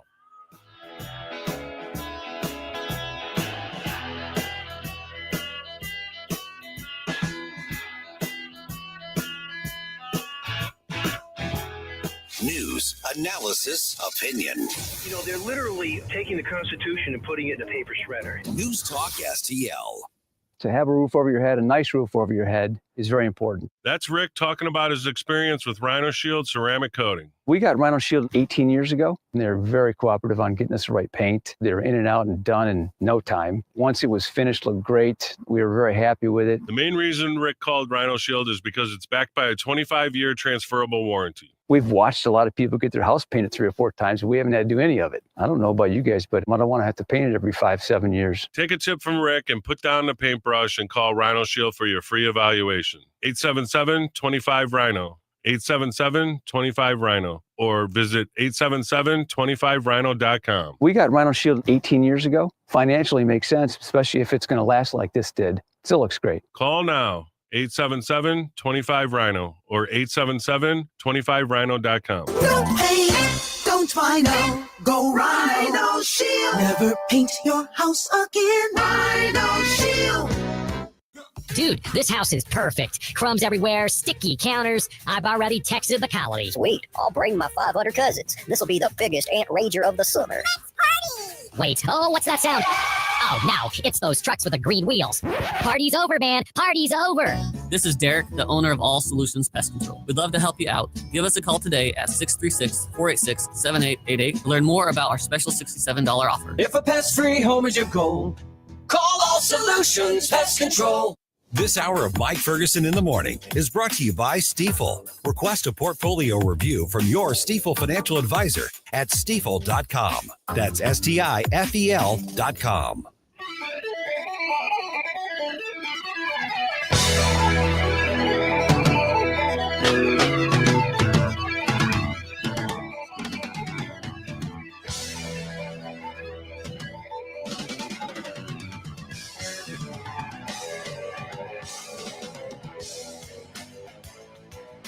I love that you're starting your day off right with Mike Ferguson in the Morning. It's your boy Joe Pags. Talk to you tonight. But now let's get back to Mike. This is an 80s song? Yeah, I think it's like 81. Oh, wow. See, I always thought of this Rush song as like a 70s song. I didn't realize this made the cutoff in the 80s. Yeah. Oh, released 1980 on the dot. Ah, okay. Yeah. There it is. Barely. All right. There it is. All right. So we're doing a lot of requests for the early 80s. This is going to be interesting to see whether that keeps going on this Flashback Friday. Okay, so here's the question. You ever dealt with somebody who just doesn't get it, who just doesn't accept reality? President Trump's dealing with somebody who just doesn't accept reality right now. We'll tell you about that. A particular one. And let you hear from him as well. I mean, the person who doesn't accept reality. Also, JB Pritzker says, you know what? There's more damage I can do at Illinois. Yeah, I want to keep going. And Cardinals back on the road after splitting their series with the Cubs. It is 6:51 right now. Let's dump some news on you. Successful dump. Wake up, America. It all worked out. You know, I mean, they got all the news. The morning news dump. Okay, so despite all of that corporate welfare, it is not a done deal yet. Despite being offered hundreds of millions of dollars of public money to renovate Arrowhead Stadium at the expense of taxpayers, the owners of the Kansas City Chiefs want to keep negotiating with the state of Kansas, which is also bidding taxpayers' money to convince them to cross the state line. So here's what's happened is even after that special session, which just offering to dump, literally up to, 1.5 to $2 billion of corporate welfare on the Chiefs and the Royals, the team, meaning the Chiefs, they've asked Kansas lawmakers for an extension of the deadline to make a decision on whether or not to relocate. That extension is expected to be approved at a meeting in Kansas on July 7th. So basically, the Chiefs ordered the governor to order the state legislature to give them a bunch of our money.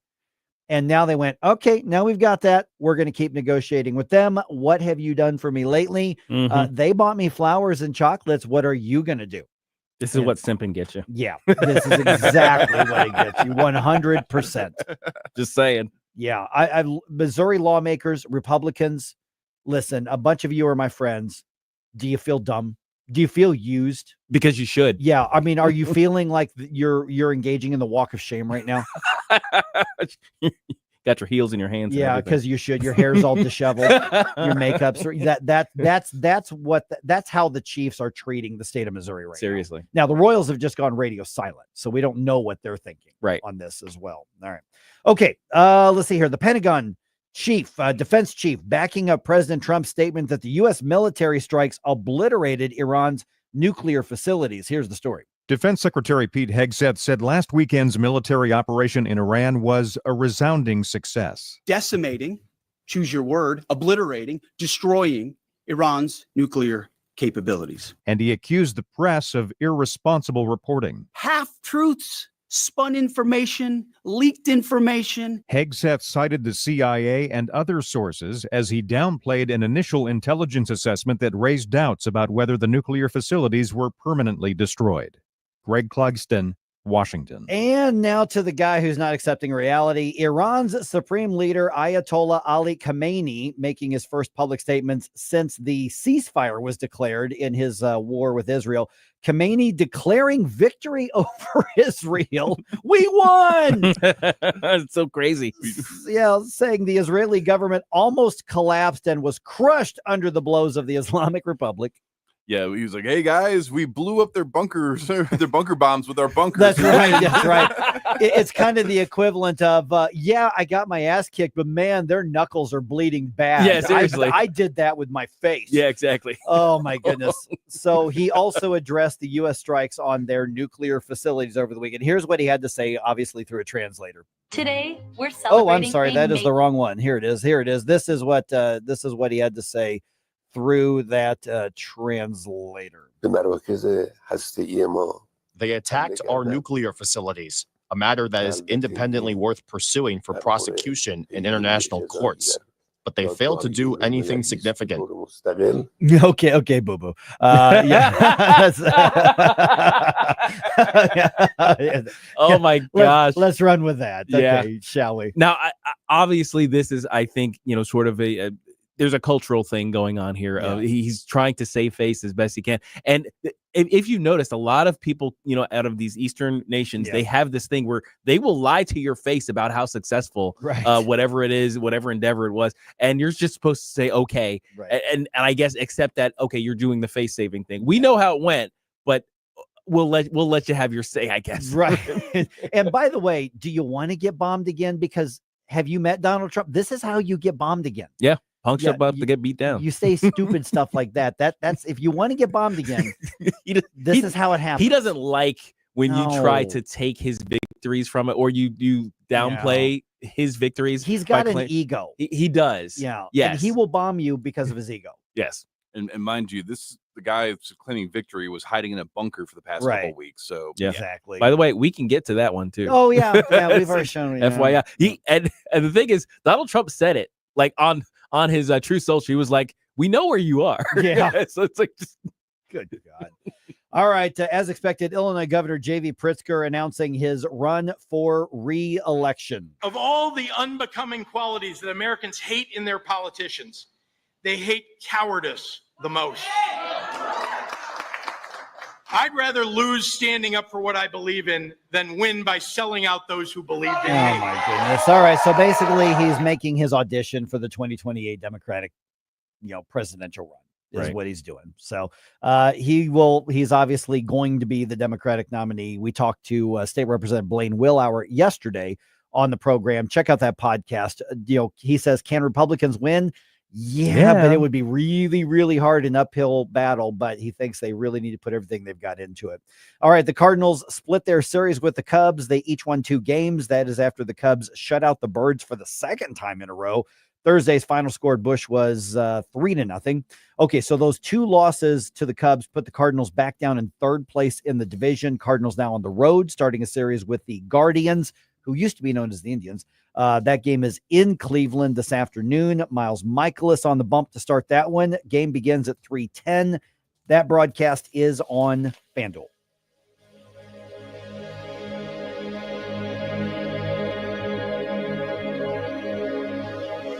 Tony Colombo here for Gutter Pros, your all-in-one gutter service team that brings years of experience and quality that's affordable right to your doorstep. We discovered Gutter Pros a few years ago when we bought our home and inherited a gutter issue that was on the road to becoming a potentially big problem, but thanks to Gutter Pros was stopped before causing any major damage. They've also repaired the siding on our home because along with gutter repair, gutter installation, and leaf protection, the Gutter Pros are also the best for siding repair and installation. Learn about all the ways Gutter Pros can help your home at gutterpros.com.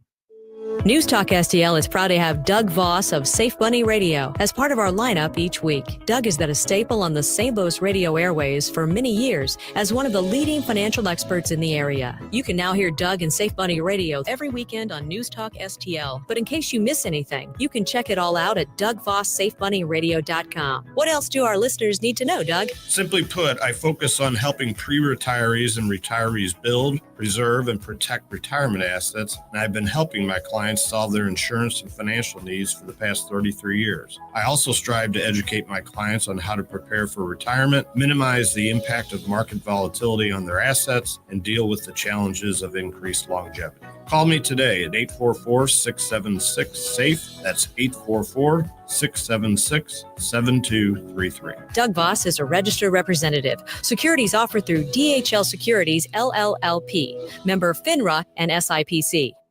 Hey, Colombo here for Intervine, a great local company that has customers all across the country due to the quality of their products. Intervine has the best flashlights, lanterns, headlamps, and even batteries, including the new Monster 2000 Lumen waterproof lantern and the Sentinel 2000 self-defense flashlight. Our home and vehicles are full of great Intervine products, and right now you can shop their website and get 25% off your entire purchase just by using my name, Tony, as your promo code. That's promo code Tony at Intervine.com. KLGY HD3 Clayton, K270BW Belfast, KNBS Bowling Green. This is News Talk STL at 1019, 94.1, and always streaming at NewsTalkSTL.com. News this hour from townhall.com. I'm Rich Thomason. The Democrats say one thing, the Republicans something else. Even in the wake of a classified Senate briefing, differences remain over the state of Iran's nuclear program following the U.S. attack. Now, the White House says it's sure that Iran did not transfer uranium from its nuclear facilities before they were blown apart. Iran claims to have moved its highly enriched uranium ahead of last weekend's U.S. strikes. But at the White House, Press Secretary Caroline Leavitt said, "We were watching closely, and there was no indication to the United States that any of that enriched uranium was moved prior to the strike." Leavitt and other administration officials continue to assert that Iran's nuclear capabilities were obliterated. Greg Clugston, Washington. The Supreme Court says states can bar Planned Parenthood from receiving Medicaid funds for health services. That ruling yesterday, and today the High Court, the final day of its current term, may release 6 more decisions. The U.S. inks an agreement with a major trading partner. President Donald Trump would not get into details, but at a White House East Room event late Thursday, he said the U.S. signed a trade deal with China on Wednesday. We're not going to make deals with everybody. Some we're just going to send them a letter, say, thank you very much. You're going to pay 25, 35, 45%. It's not clear if this latest agreement is different from the one Trump announced a couple of weeks ago that he said would make it easier for American industries to obtain much-needed magnets and rare earth minerals. Donna Warder, Washington. The manhunt is on in Milwaukee, searching for the gunman who shot and wounded 2 police officers last night. The composer behind the catchy Mission Impossible theme music has died. Lalo Schifrin was 93. On Wall Street this morning, stock futures higher. The Dow futures are up 158 points. NASDAQ futures ahead 107. More on these stories at townhall.com. 1, 2, 3, 4. Third day. The original members reunited for the 30th anniversary tour, playing all the hits. With special guest Zach Williams. Tickets available now at awakeningfoundation.com. Third day, the 30th anniversary tour. You just call my name. An Awakening Foundation event. Why'd I go to the doctor? My heart would race just taking my son to practice. It didn't feel right. So I got checked out. Turns out I have atrial fibrillation, which increases the risk of stroke about 5 times. Symptoms like irregular heartbeat, heart racing, chest pain, shortness of breath, fatigue, or lightheadedness can come and stroke remains. If you have symptoms, contact a doctor. I'm so glad I did. Visit notimetowait.com. Sponsored by Bristol-Myers Squibb. From the Michaels Flooring Outlet Weather Center. Great news. The temperatures are coming down a little bit. Highs today only reaching about 91 degrees. Still humid out there, so it'll feel like the upper 90s when you step out. Watch the afternoon and early evening as some scattered showers and thunderstorms are possible, especially if you are south of the I-70 corridor. This weekend also bringing you chances for scattered showers and storms. The humidity stays until early next week. That's your first alert forecast. I'm meteorologist Leah Hill. This hour of News Talk STL is brought to you by Stifel, serving investors for over 130 years. Contact your Stifel financial advisor at stifel.com. That's STIFEL.com. Are the days of a personal doctor gone? Not at Body of Health Direct Primary Care. I'm Dr. Randy Tobler to share how our design is putting the care back into healthcare. Plain and simple, our members, not insurance companies, get our exclusive focus. That means same or next day appointments, responsive answers to your concerns, and a no-spin, big tool chest approach. It's about time you get serious time devoted to your medical needs. To learn about healthcare the way it ought to be, schedule a discovery call today at bodyofhealth.com. That's bodyofhealth.com. It's a brand new year. Tim Jones will tell you about the brand new things happening at The Hideout, famous for the Sunset Patio, 50 big screen TVs, live music and events, a fantastic game room, and of course, the food. The Hideout has a brand new menu featuring their world famous wings, the best handcrafted burgers, new items like the signature Sunset Dip and Dave's Chili, and a second location at Sugar Creek Golf Course in beautiful High Ridge. Experience The Hideout while enjoying a round of golf. Come in for lunch or dinner. The new 2025 Hideout, hideoutsportsbar.com, hideoutsportsbar.com. We'll definitely see you there. Mike Ferguson, You play ball like a girl! Gabe Pfeiffer, I triple song stereo! Get up, can't you hear the alarm? Get Up St. Louis, So it's time to get out of bed. Pour yourself the greatest cup of Kofifi the world has ever seen. Rise up with one voice, drain the swamp, and take back our country. Today's the day we're going to do it, and it's time to do it right now, believe me. Mike Ferguson in the morning on News Talk STL. This is your cousin. All right, Secretary of Defense Pete Hegseth tears into those he says are undermining the commander-in-chief. Does he have a point?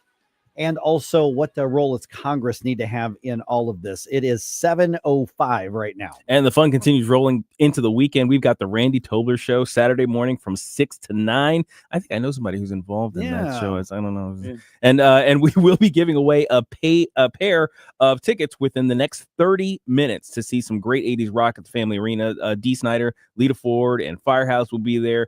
on October 3rd, and you can be there too. So just stay tuned. Those tickets are coming your way very soon. Yep, I'm going to be there, and Jerome's going to be there because I'm dragging him to that. All right, 7:06 right now. We are joined by Congressman Mike Bost from Illinois. Congressman, great chat with you again. Been too long since you've been on the program here. Thanks for having me back on. Yeah, so let me ask you regarding the assessment that came out from the bombing of the nuclear facilities in Iran. Ayatollah Ali Khamenei says we won and you didn't hurt us and we're going to hit back. And Pete Hegseth says, and President Trump says, we have set their nuclear program back. And obviously the media is trying to spin it any way that they want. The secretary really tearing into the media to their face yesterday. When you look at all of this confusion that's coming out of there, what's your understanding of what was accomplished with that bombing in Iran over the last week or so? Well, let me tell you that the assessments are still coming in, and the higher level assessments are not something that you're going to find in a few days. Okay. But let me say this, we are in better shape today in the world, in the Middle East, and in our United States because of the wiping out, I believe, of the nuclear program that was coming very, very close to coming to fruition, of getting weapons grade plutonium and a nuke weapon that could have been set off by a country that we have had troubles with since 1979. I believe that the mission was a great success from what we know. I think it's a shame that we have people who somehow, and it's, I just don't know where it is. And Mike, I'm going to say this to you. You know, I was in the Marine Corps in 1979. I had top secret clearance, and I worked on a ANTPS 32 radar, and I was told, we get top secret clearance, you are to never in your life tell exactly how that works. Mm-hmm. And I haven't. Now, let me tell you, somebody has, because you can see it on the History Channel. But the reality is that this United States quite often depends on the ability to be able to, if we give information to the people that need to know, that information doesn't go out. And unfortunately, we need to do an investigation into, and there will be an investigation into what information got out, and then go from there. But the most important thing to remember is we're better off today than we were 2 weeks ago, guaranteed. Morning, Mike. Gabe Pfeiffer here. So we've got, Iran and Israel, I guess, looking to start some talks. I know Iran declared victory, but so there's that. But is there a role for the U.S. in further in that area? Because we've already taken out, I think, the major threat to us. I think Donald Trump tried to facilitate some earlier talks prior to the bombings and things like that, but that went nowhere. But is there something for us to do other than just kind of sit back and let Israel do its thing? No, what we need to do is to be the peace negotiator. And I say that I believe our commander in chief can be the peace negotiator now. And look, remember, he was the one that in his last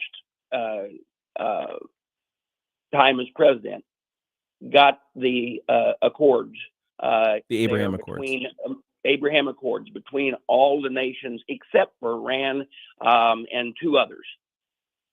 It is time, and I believe the Iranian people have had enough of the regime that has been running them since 1979, and I believe that it is not the United States' role to overthrow that regime, but I think you're going to see the Iranian people themselves rising up. We are visiting with Congressman Mike Bost out of Illinois. Earlier this week, several days ago, we spoke with your colleague Bob Onder, and we asked him about the spending bill, the so-called big beautiful bill, which is not quite as beautiful as it used to be. We're seeing in the Senate now issues with the parliamentarian, which you don't have any control over, but you're going to deal with whatever gets passed out of the Senate. Bob was really frustrated with this sort of unelected bureaucrat who was trying to strike things out of there. What are you seeing as you keep an eye on this bill? Because we know it's going to come back to the House. This is my second time going through reconciliation. And remember, the first time actually was the repeal and replace Obamacare. And that was years ago. And I have always had problems with what's known as the Berg rule, which they allow the parliamentarian to decide what is and what isn't acceptable in this rule. And the parliamentarian is an unelected bureaucrat. And in this case, an unelected Democrat bureaucrat. And there were several things that she ruled on that I'm frustrated with, because I think they were massive savings to the United States people that actually dealt with what Congress actually sent to them from the House. And if the Senate wanted to take it up and change it, they have that right because they're the other chamber. But for a bureaucrat to have that power is just frustrating, to say the least. But there's a lot of things in the Senate that can frustrate the House members. And you know, they're going to send something back over to us. I believe we will get something that we can still support and that the president will sign and the president will want to have. I believe our bill was better by itself. And I hope that the changes they make are minimal, to say the least. Right now, you know, the most important thing is we've got to make the tax cuts permanent from the 2017 tax reform bill. We've got to make that permanent. We have to no taxes on tips and overtime. Reduction in what seniors pay on Social Security on taxes. It measures the border. It increases the ICE personnel. It increases new customs officers. It saves Medicaid about 1.4 million illegals from being on the program. Okay. Unfortunately, they shouldn't be on the program at all. The key word there is illegal. So we're going to keep an eye on what the Senate's doing. We have a vote that we got to make today. They are allowing us to go back to our districts until the Senate actually passes something. But the president wants it on his desk by July 4th, and we're going to do everything we can to make sure that happens, if the Senate will send it back to us. Another bill of great interest is the rescission bill. How is that going? Are we actually getting any sort of momentum to get real cuts in? You know, it is that we are, yes. Okay, we sent over, and you know, they painted it as Doge, and that's fine. They can say all that, but there were a lot of true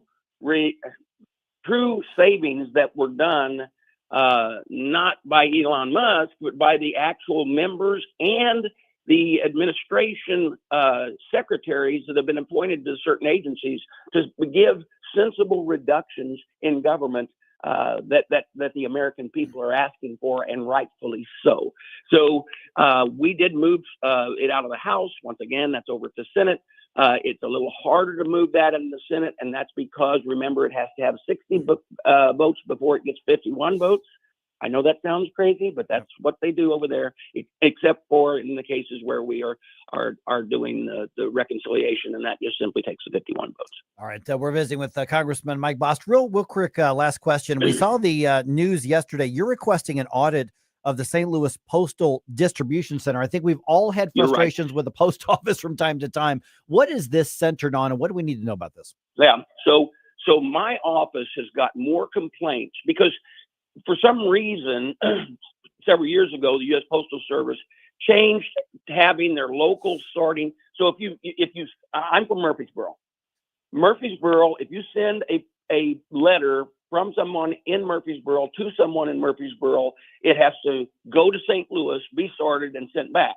Now, the problem is the problems that are occurring is many of our bills that would be coming to you are being delayed, even to the point of water bills for a lot of our smaller cities end up going to St. Louis. They don't even get back in time where they're not. As soon as the person who has sent the bill receives it, it's already late, and they have to pay late fees. This type thing that's going on, and I'll tell you another thing that's really upsetting, all right? And in St. Louis, and we don't know where it's at. The last report was it was in St. Louis. For 2 years, we in our office refer to it as Uncle Joe. Uncle Joe was cremated in Florida, and his cremation and his remains were sent by U.S. Postal Service. The last report, it was in St. Louis, and it's been 2 years, and the family still does not have the remains. Wow, that's a problem. Man, yeah. So this just goes beyond the post office just being a pseudo monopoly and not doing well. Yeah, right. So this is definitely something to be looked into as well. All right, Congressman Mike Boss, thank you so much for the time. Really appreciate you being on the program with us today. Thank you for having me on. Appreciate it, Mike. Thanks, Mike. All right, 314-912-1019. And the thing about the bills, getting your water bill, getting your light bill, whatever the case is, that I mean, if you're in a low income area and you don't get the bill and then you're adding on another fee, that adds up. That for most of us, it's like, that's annoying. I got to pay an extra $3 on this or $4 or whatever. But that adds up and actually makes a difference for some people. If you're on the edge of financial ruin, essentially, you're living paycheck to paycheck and you're just barely scraping by, you have slight hope for the future because you're not going into debt just to live. And you get an extra few bucks, an extra, $10 a month in expenses, that can tank your hopes for the future. What would happen to the post office if we opened up a free market and let Amazon and FedEx and all these others compete and deliver mail? They'd get better or they'd die. Yep, precisely. That's it. There's one answer right there.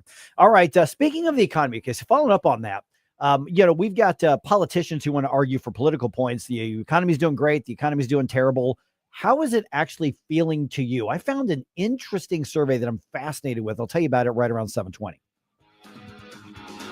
You want to give me more information? You want to take the place of what I try. Mike Ferguson in the morning. We Democrats know so much, that is true. And we have to kind of tell everybody how smart we are. On NewsTalkSTL. Right now, Tim Jones and Chris Arps in the afternoon. The big, beautiful bill will result in a lot of tax implications. We'll speak with Grover Norquist of Americans for Tax Reform on what it all means for you. Tim Jones and Chris Arps, weekdays at 4 on NewsTalkSTL. Hi, Sean Long from STL FenceWorks. A new fence or deck is an investment in your home and your lifestyle. But how do you ensure that you're getting the most out of that investment? At STL FenceWorks, we know the key is satisfaction. Satisfaction means getting a fence or deck that not only meets your needs, but exceeds your expectations. Satisfaction means working with a team that cares about your project as much as you do. Satisfaction means having confidence in the quality of your new fence or deck, knowing that it was built with the best of materials and workmanship. STL FenceWorks, your satisfaction is our passion. And for me, satisfaction is knowing that providing for your family is how I provide for mine. Visit stlfenceworks.com and experience the satisfaction in making your backyard dreams into a reality. Looking to celebrate the 4th of July with a bang? Then look no further than Powder Monkey Fireworks in Walden Springs. We've got bottle rockets, fountains, cakes, mortars. Our selection is endless with low prices and no gimmicks. We will not be undersold. Our friendly, knowledgeable staff will help you choose the perfect fireworks to make your holiday unforgettable. You'll go bananas at Powder Monkey. Don't want to fight the crowds? Order online at powdermonkeyfireworks.com. Powder Monkey Fireworks in Walden Springs. This app is absolutely fantastic. Yes, I listen on my phone. If you have a phone, you have a radio. It is awesome. Download the all-new NewsTalkSTL app and listen anytime, anywhere. The 80s. Bueller. The 80s. Let's go while we're young. Never been a decade like it. Shall we play a game? Never will be. Where are the dates? It's Flashback Friday. I wanna rock!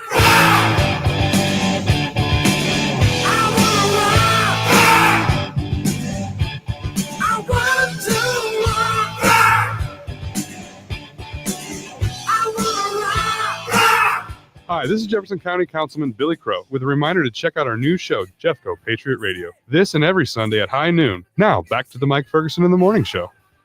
All right, what do you think? Is he going to lead off the concert with this song? Oh, that would be such a good opener. Come on. How could you not? I know. I mean, I just, we know he's going to play it, but we'll see here. All right, here's a question I've got for you. How are you feeling when it comes to the economy? Right. This All is right. this is absent numbers. And all Right. that. How I you mean, feel? Politicians and media, they use charts and they use numbers to tell us how we're supposed to feel. Mhm. But what's the reality for you right now? Let me know if you're still feeling the squeeze or if things are better for you, because one of the surveys that was done was really fascinating regarding how we are reacting to what's happening in the economy, and it's outside of politics.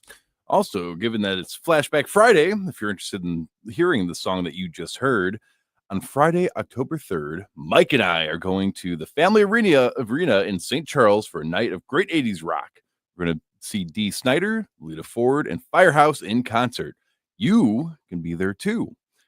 Be the third caller right now to 314-912-1019, and we'll set you up with a pair of tickets for the show, and you can come hang out with us and watch some great 80s rock and roll. All right, 314-912-1019. Hurry, hurry, hurry. Start calling. All right, 722 right now. Okay, so interesting survey. And, and I take surveys, kind of with a grain of salt, because a lot of times they're push surveys. They want to get to a specific thing. But what this was asking was, okay, are you changing anything that you do?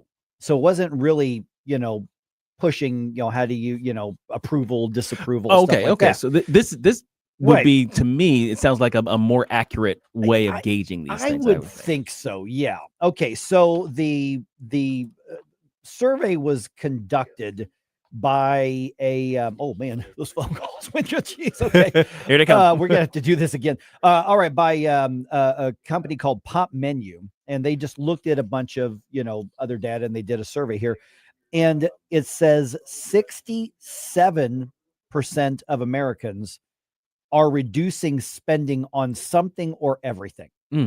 Oh wow. So we Okay. are being more careful with how we spend our money right now. Mhm. And so when you look at some of the things that people have decided to not spend money on anymore or spend less money on, what would be your first suspects? And first of all, have you and Janet changed your spending plans or budgets or finances or anything like that? Not so much because of cost considerations, Right. but more about time. We don't go out as much. Yeah. It's just both of us are working many hours per week, so it's like we appreciate having an hour to spend with each other every night. So rather than spending that driving someplace we don't. But other than that, no, I can't think of anything in particular we've cut back on. But I imagine if it was anything, eating out would be the first thing to go. Yeah. Okay. So according to the report, 67% of American consumers, basically Americans, we are reducing spending on everything. Two-thirds of us, everything.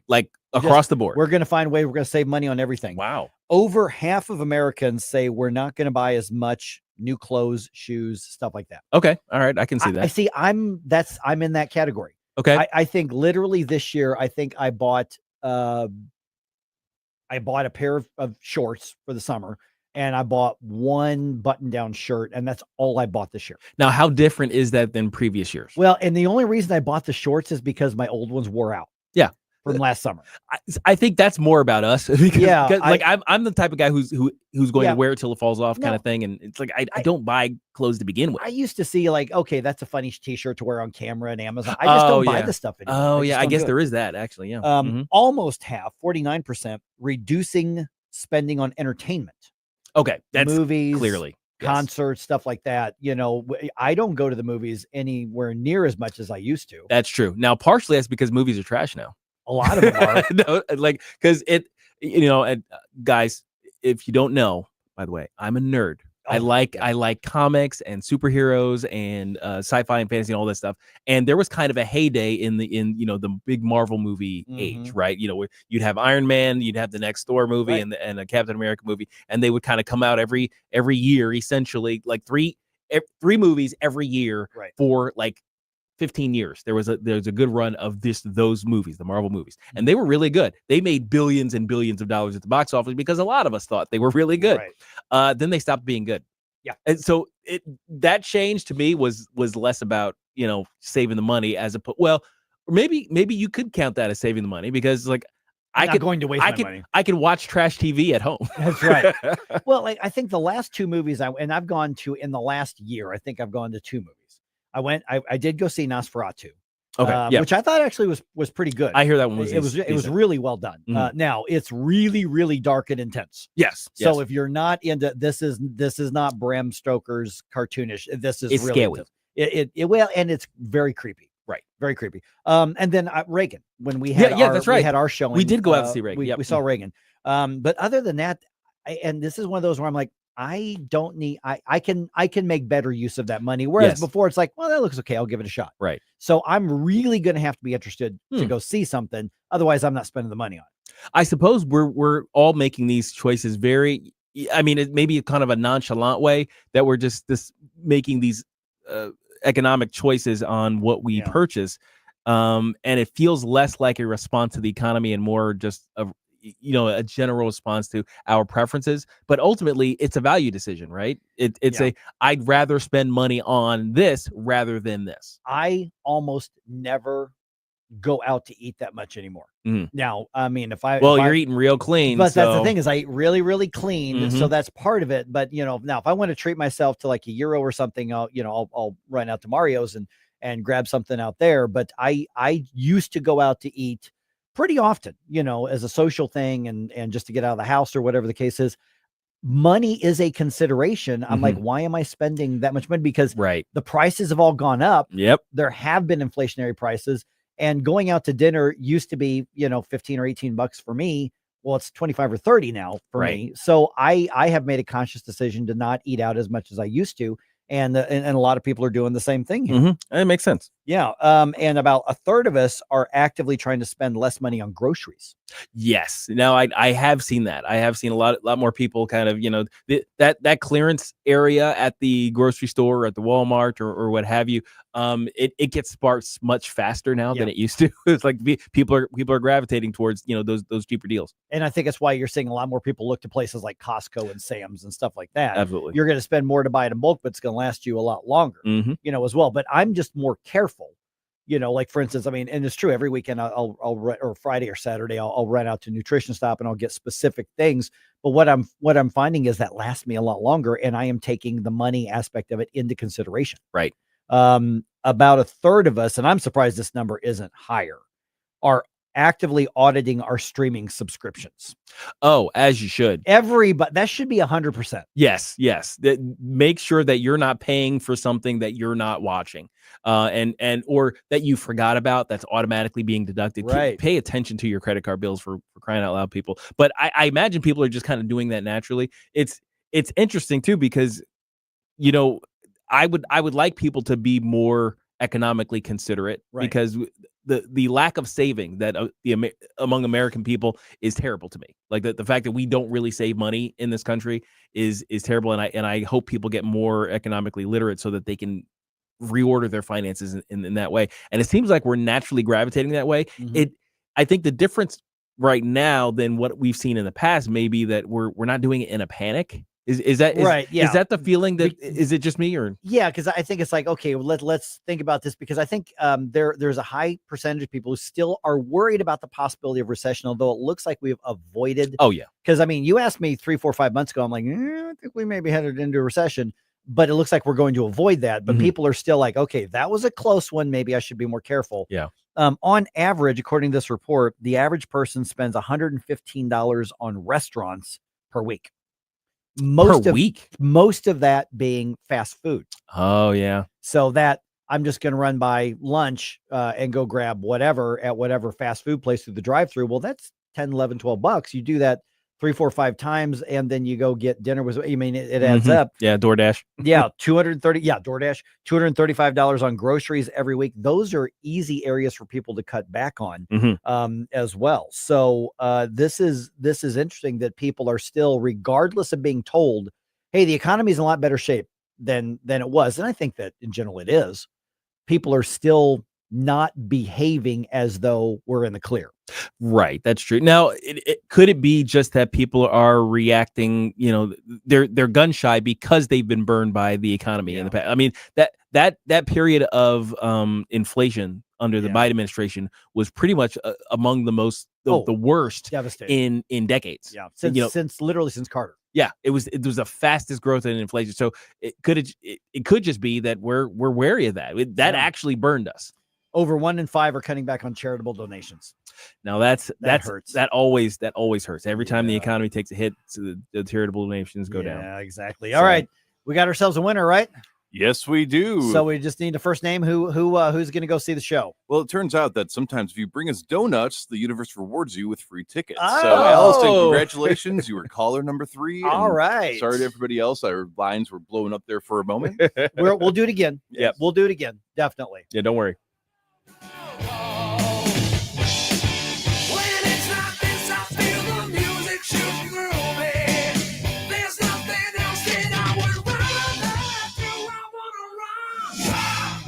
From the Michaels Flooring Outlet Weather Center. Great news. The temperatures are coming down a little bit. Highs today only reaching about 91 degrees. Still humid out there, so it'll feel like the upper 90s when you step out. Watch the afternoon and early evening as some scattered showers and thunderstorms are possible, especially if you are south of the I-70 corridor. This weekend also bringing chances for scattered showers and storms. The humidity stays until early next week. That's your first alert forecast. I'm meteorologist Leah Hill. McGuire Moving is silver certified, which means they are great at relocating senior citizens. In fact, McGuire is a household name because McGuire understands the stress involved when moving older adults. So if you or family members need help moving, I highly recommend McGuire Moving. 314-241-0600. 241-0600. Get a free in-home estimate. McGuireMoving.com. Larry Connor's Commentary, brought to you by Vincent's Jewelers, offering a wide selection of jewelry, including lab-grown diamonds, affordable earrings, bracelets, necklaces, and rings, up to 75% off their natural counterparts. Visit VincentsJewelers.com. This is Larry Connor's Commentary on News Talk STL. Legacy media and leftists would rather believe the Ayatollah than Trump and his team. That's a fact. The Iranian supreme leader says the U.S. bombing on our nuclear facilities achieved no gains. Well, the director of national intel, Tulsi Gabbard, is confirming those sites were destroyed. There was an intel leak right after the bombings suggesting the attacks fell short, while Trump was claiming otherwise. Of course, legacy media, leftists, wasted no time wanting Trump to fail, quickly circulated that leak. But then info added it was a preliminary assessment. More information, yep, they were destroyed. But if you hate Trump, you want to believe the Iranian leader. And one of the reporters who quoted a source who saw the early intel suggesting the attack was not successful, also one of the reporters who had cited false intel that the Hunter Biden laptop was Russian disinformation. Look, mistakes can be made, forgiven even. But such reporting, if not treasonous, is based on hate not only for Trump, but for our nation, our troops, and for that, there is no forgiveness. Get more Larry Connors on Larry Connors USA. Tonight at 6 on News Talk STL. In all these years that Wellington Environmental has been my sponsor, I've never mentioned their duct cleaning services. Allergy season is here, and Wellington crews clean air ducts daily in homes and commercial buildings, also cleaning air handling units and diffusers in commercial facilities. Why? Well, because people will see black dirt and mold on the vents, or they are actually suffering from allergies. Don't be fooled by low-cost duct cleaning providers saying they charge only per vent, because once they get on site, the price will skyrocket. Wellington does not do this, never has. Wellington will give you an estimate, and you say Larry Connors, and immediately you get a 20% discount. Call Cindy, 314-644-4930, 314-644-4930. Make your home and business better, safer with Wellington. Be well with Wellington. Getting new flooring can be exciting, or it can be a hassle. To make sure you have a great experience, use Michaels Flooring, like I did. Hi, it's Susie Moore, and Michaels Flooring has become my go-to for quality, variety, and an all-around great experience. They've been locally owned and operated for more than 30 years. Carpet, hardwood, laminate, ceramic tile, natural stone, luxury vinyl, it doesn't matter. Michaels Flooring is ready to help. 3 locations to pick from: St. Peter's, Darting Prairie, and Creve Coeur, or online at igotfloor.com. That's igotfloor.com. all the information I need on the drive to work. Mike Ferguson in the morning. We keep it on throughout the day, whether it's local, national, or something big that's happening overseas. News, analysis, and opinion. St. Louis is #1 for conservative talk. News Talk STL. The 80s. Excellent. Never been a decade like it. Never will be. It's Flashback Friday.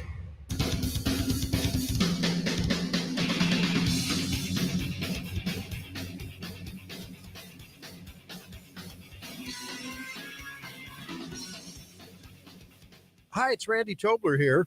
Pour a big cup of coffee and catch my show every Saturday morning from 6 to 9. Right now, it's back to Mike Ferguson in the morning here on News Talk STL. Now we're talking. This is another good hit from one of the bands that'll be there. Lita Ford. Yeah. This is Lita Ford. This is not one of her main ones everybody thinks of. This is like she did this. I think she did the song a couple years ago in there, and it just she sounded great. It's gonna be so much fun. All right, I don't mean to shock you all this morning. Deliver that news. It's hard to comprehend. But TikTok may not be the best place to get automotive and financial advice. What? FYI. I'm just saying. And today and not today, Satan, we're bringing all three stories out of Florida. And of course, when you think of Florida, you think of like pool parties and fistfights. So I will oblige. Absolutely. I think about that in South County too. So anyway, all right. Okay. So in addition to being, a threat to your personal privacy and a way for the Chinese to infiltrate our very beings and all that kind of stuff, TikTok is also a terrible place for automotive advice, apparently. Yes. So I don't. Maybe this is just a reflection on the dumbing down of our culture. Mm-hmm. Okay, so I'm not gonna like single anybody out or stereotype, but I'm looking at you, younger people. Okay, I'm just saying. So, TikToker Alicia, she posted something that apparently went crazy on TikTok with like 1.4 million views as of last night. So God knows where it's at from here on out. So she put this video up saying that the way you pump your gas changes your mileage and how much money you're spending. Here's what she posted. God bless the person that said when you're pumping your gas to put it on like the slow setting so it doesn't cause those air bubbles, because do y'all see that? And this was $30. It usually takes me $60 to fill my tank to like 400 miles. I don't remember the name of the creator, but God will bless you. I hope both sides of your pillow are cold tonight. So she's arguing that if you take forever to fill up your car with gas, you're going to get more gas, spend less money, and get better gas mileage. Yes, because you air bubbles. What in the world? And there were people who were going crazy, like, "Oh my goodness, it works!" It's the air bubbles. She said the slow setting. So is that one of the qualities of gasoline that you pressed? Or No. She's talking about like on the pump really slow. Yeah. So the same gas, but because there's like those ridges on the thing. It has a couple of lockout positions, right? You can lock it out the slowest, and then there's you lock it out the fastest pump. So just take longer to fill up your car with gas because it releases air bubbles. No, the tanks are underground, and they're Gabe, does this work? No. Because the thing is, the devices that are measuring this, they're not measuring the movement of the air, right? They're measuring the movement of the liquid, and it's a pressure thing that they push. It's not changing. Thing. You can either take it, but people were like, "Oh my goodness, look how much I'm." No, it doesn't make any difference whatsoever. That's not true. And I've also heard people say, make sure that you fill up when the temperature is cooler, because you don't want the liquid to expand and get less. No, they're underground and basically insulated from all that. Well, and the liquid isn't what would be expanding. It's the fumes, the gas that would just escape the tank, and it's not causing any problems. Oh my goodness. And people Physics are the thing is that this part of it is not though. the part about not taking advice from TikTok influencers. I mean, it's a matter of, okay, so I'm going to buy, I don't drink soft drinks, but I'm going to buy a Pepsi, but if she's equating it with don't pour your Pepsi or your Coke too fast, because then you'll get the too much foamy stuff. Right. Exactly. If only we had like a Department of Education to help our public school system so people don't grow up to believe this kind of stuff. Right. Like, why don't we have public facilities to provide education for people so they understand the world? And if they don't work, maybe we should get rid of them. Because I'm sorry, if you've got such a lack of critical thinking skills. Yeah. That you see this is like, well, it's got to be true. It's got to be. Yeah. days. I hate this world so much. And I guarantee you, somebody out there that's listening right now might sit there and say, "Well, it wouldn't hurt to try." Yeah, I know. That's like, I'll just do it real slow and see what happens here. Well, if it's about saving money, as we saw, Right. people are willing to try a few things. Oh yeah, I mean, and it's kind of funny because like at one point I knew like where my gas tank was in the car that I was driving. Yeah. And I'm like, you know what? I just want to fill it up as much as I can. Mhm. So I made sure that I was like on a slope to get as much gas, but I didn't think that the way I pumped it was like I can get an extra, 0.2 of a gallon in there if I do it this way. And cheaper. It would Right, pump- yeah, I didn't think it was cheaper. I think I was just buying more gas. She said she got it basically for half price. my That was her claim. Oh, that's not how that works. That's insane. Now, dummy. I will say, I do shake the handle to get every little bit of yes. every drop out. Yeah, absolutely, you should. yeah. It's a principle of the matter. That's true. Yeah, and That's men true. are better at that anyway. So as evidenced by the one lady I saw driving down the road with a pump handle still in her car. Oh no, there's a reason that every one of those are breakaway. Yeah. Yeah, that because people do that more than what you realize. Mhm. I mean, if you drive off and forget to put the thing, it will tear off. It's like a lizard's tail. Yeah, it's intended to tear off. Now, in the past couple months, I mean, I'm talking 2.5, 3 months, I have quite literally had to tell people, hey, you are over pumping, like gas pouring out of their thing because they're not paying attention and they're just holding it in there. I'm like, excuse me, ma'am. I'd rather not blow up today. Yeah, I want to let you know you're wasting money there. And look over, oh, thanks for letting me know. But I'm like, Your gas is spilling. Yeah, Sorry, I was lighting my cigarette,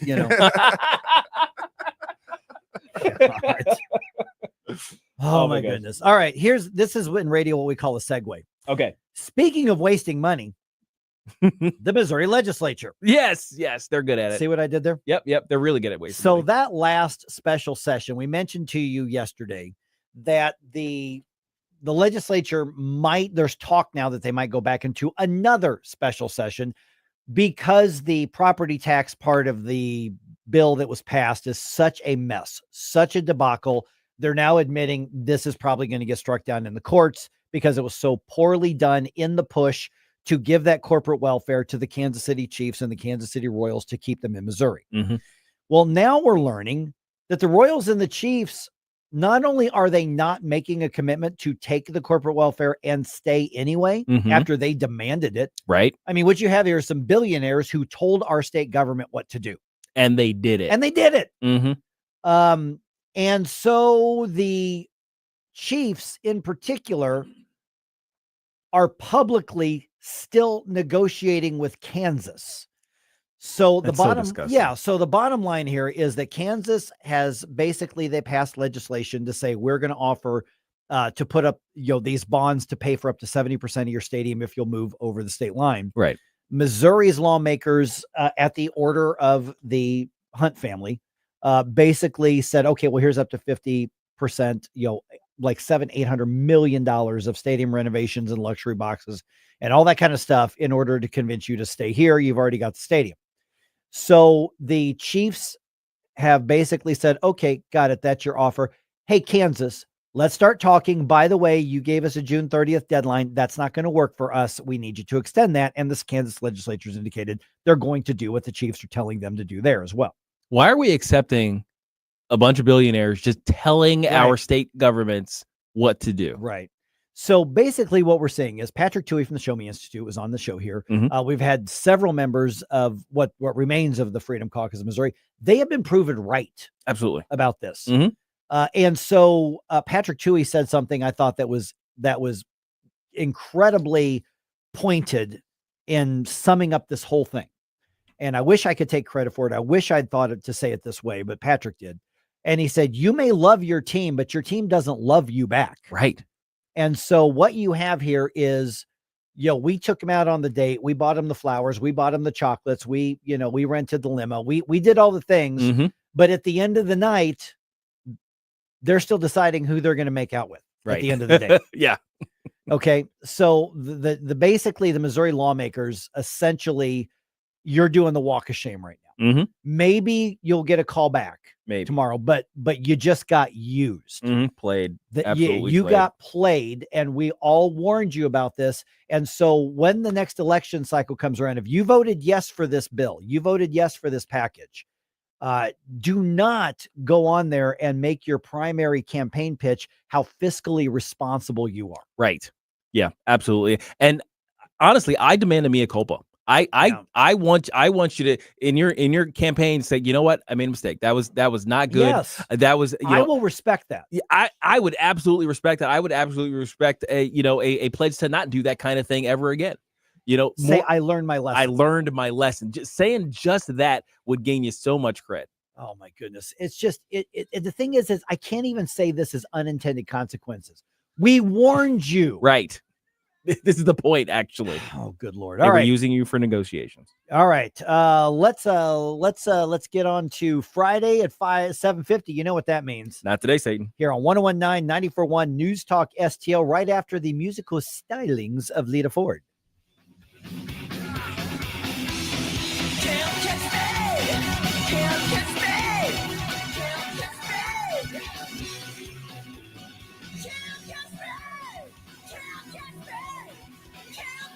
Mike Ferguson in the morning. People talk about federal money as if it falls from heaven.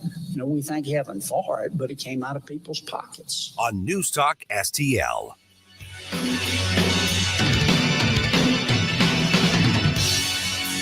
Hey, Jamie Allman here for the Great Window World. Just over the last 20 years of Window World being in St. Louis, they've improved the look and thermal efficiency of more than 76,000 customers in St. Louis. Plus, Window World windows come with a lifetime warranty that covers all parts, glass breakage, and labor. And now Window World is now offering 36 months, same as cash financing with approved credit. Call them today at 314-993-1800, 314-993-1800. Dr. Randy Tobler here, and I know that when you're looking for a dentist, you have to make sure you choose a dental practice that's compatible with you and the needs of your family. Well, I'd like to tell you about my dentist, Dr. Dan Cusimano, and his partner, Megan Dwyer, and their team at Advanced Dentistry at St. Charles. The great team at Advanced Dentistry of St. Charles can accommodate all of your cosmetic and restorative needs because their passion is general dentistry. Implants, crowns, bridges, even dentures. That what you need the most is what they'll provide in a personalized, focused way. And they can provide therapeutic and cosmetic options like Botox and dermal fillers. Get to know them and all they have to offer by calling 636-978-0226 or visit them on the web at advanceddentistrynow.com. That's Dr. Daniel Cusimano and Dr. Megan Dwyer at Advanced Dentistry of St. Charles. That's Advanced Dentistry Now, 636-978-0226. Or visit them on the web at advanceddentistrynow.com. Connor Roofing, you can count on Connor. Connor Roofing is now a two-time winner of the National Best of the Best Award for customer satisfaction for roofing, storm damage restoration, siding, gutters, both residential and commercial. Please visit ConnorRoofing.com for an estimate. And remember, you can count on Connor.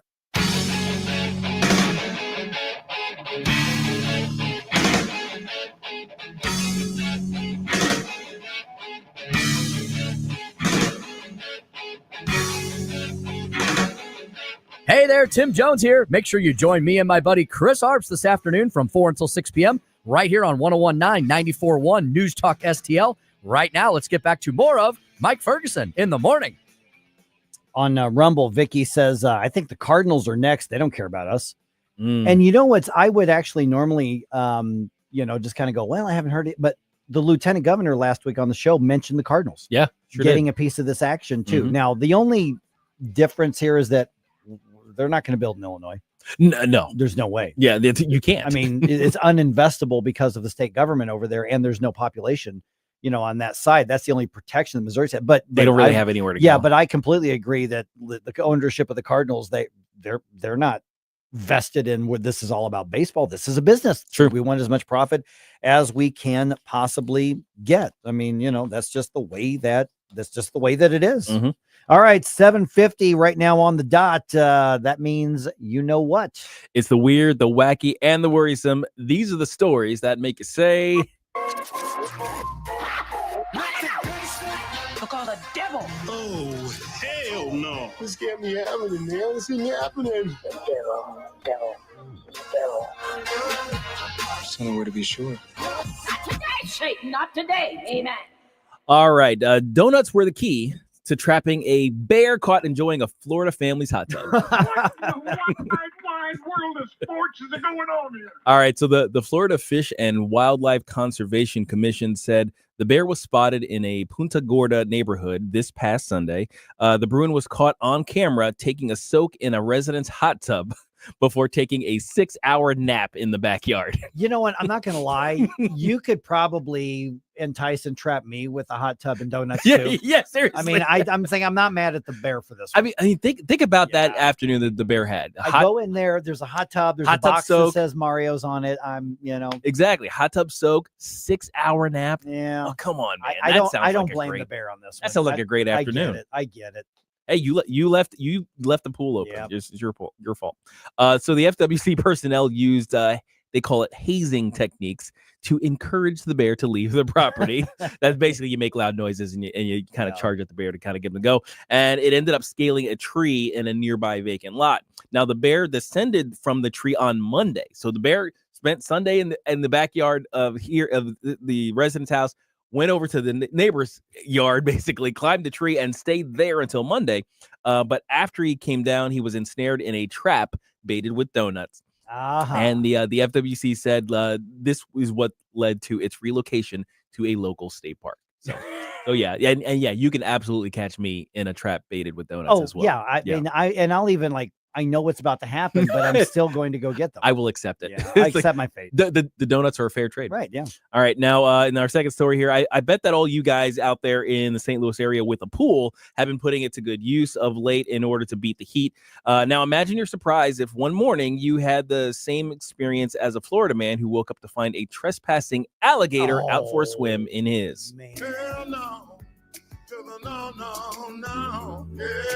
It's a really good thing he didn't jump in, just thinking, oh man, it's a beautiful morning for a swim without looking. Edward McClama of Ponte Vedra Beach woke up Sunday morning to find the large alligator crawling across the bottom of his pool. Oh man, so you wouldn't have even necessarily seen it unless you made a point to look down. Yeah, exactly. So yeah, it could have gotten scary real fast. McClama captured photos and video as the gator eventually made its way to the pool's entry steps. Now there were no official numbers given for the size of the gator, but based on that video, I estimated at about 6 feet of trespassing Which is lizard. a pretty standard size. Pretty standard size that's an adult. Yeah, the roaming Florida gators tend to be somewhere between 6, 7, and 8 feet. Somewhere in that range. The weird part is that when I go down to Florida, play my ball tournaments or whatever, is I get so excited because I want to. You want to see them, it's hard to see them.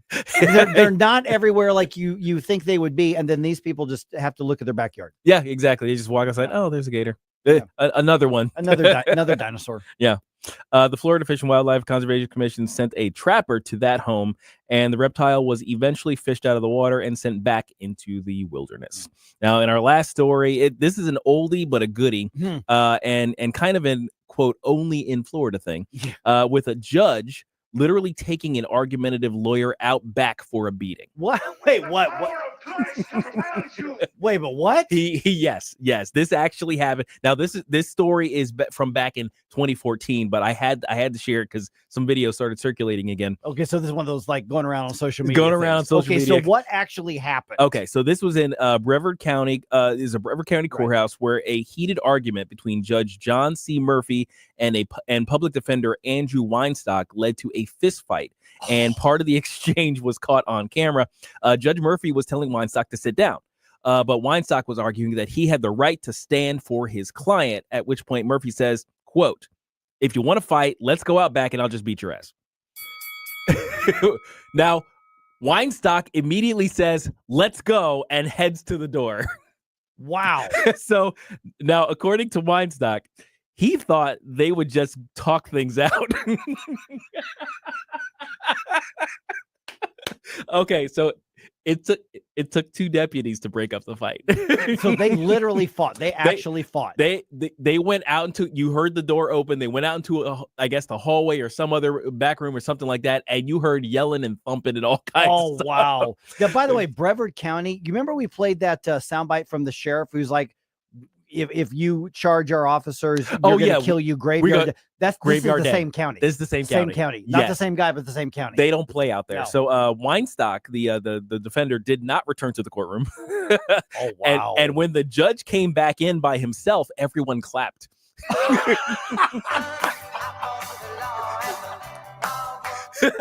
It's amazing. Okay, now public support notwithstanding, Judge Murphy did end up getting removed from the bench by the Brevard County Supreme Court. Yeah, but do you want to be the one to tell him that? Yeah, exactly. Yeah, seriously. It's like, man, but look, I guarantee that Mr. Weinstock treads a little more lightly when he's standing before the bench from now. Yes. So look, I'm not sure what the lawyer was thinking. Judges are already extremely powerful figures inside their own courtrooms. So why would you antagonize one to the point of challenging you to a fight? And why would you accept? Yes. So when it comes to talking back to a judge, especially a grumpy Army Special Forces veteran judge like Judge Murphy, you know what I'm saying. Look all the devil. Oh, hell no. This can't be happening, man. This isn't happening. Devil. Just only way to be sure. Not today, Satan. Not today. Like I said, pull a weird pool party with a fist fight. I gotta tell you, I would have paid to be in that courtroom just to experience and see all that happening. He might be the only lawyer that can say, literally, I will fight for your rights in court. That's right. That's but the funny part was the lawyer didn't come back, so apparently he lost. He lost that fight. He absolutely did. And so he's like, I'm going to take advice from the Supreme Leader of Iran. I won. Now I'm questioning: is Florida a mutual combat state? Oh, I don't know. I couldn't imagine that it's not, just based on what I know of it. Based on Florida, yeah. Now this was 2014, so maybe this was prior to. This is before DeSantis. Before DeSantis, so yeah, I don't know. But in Texas, I don't think he would have lost his seat. No, lost his ass is what he would have lost. Oh man.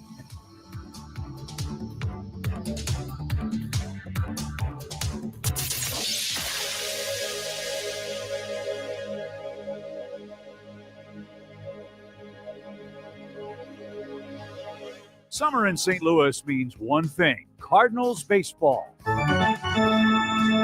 It's more than a game. It's an STL tradition. The crack of the bat, the roar of the crowd, the boom of the fireworks. It's the soundtrack to summer for Cardinals Nation. So grab your cap and glove and take your spot in the stands, because in St. Louis, baseball is more than a melody. It's our favorite song. This is former Cardinal and Navy Lieutenant Mitch Harris. Salute those who serve.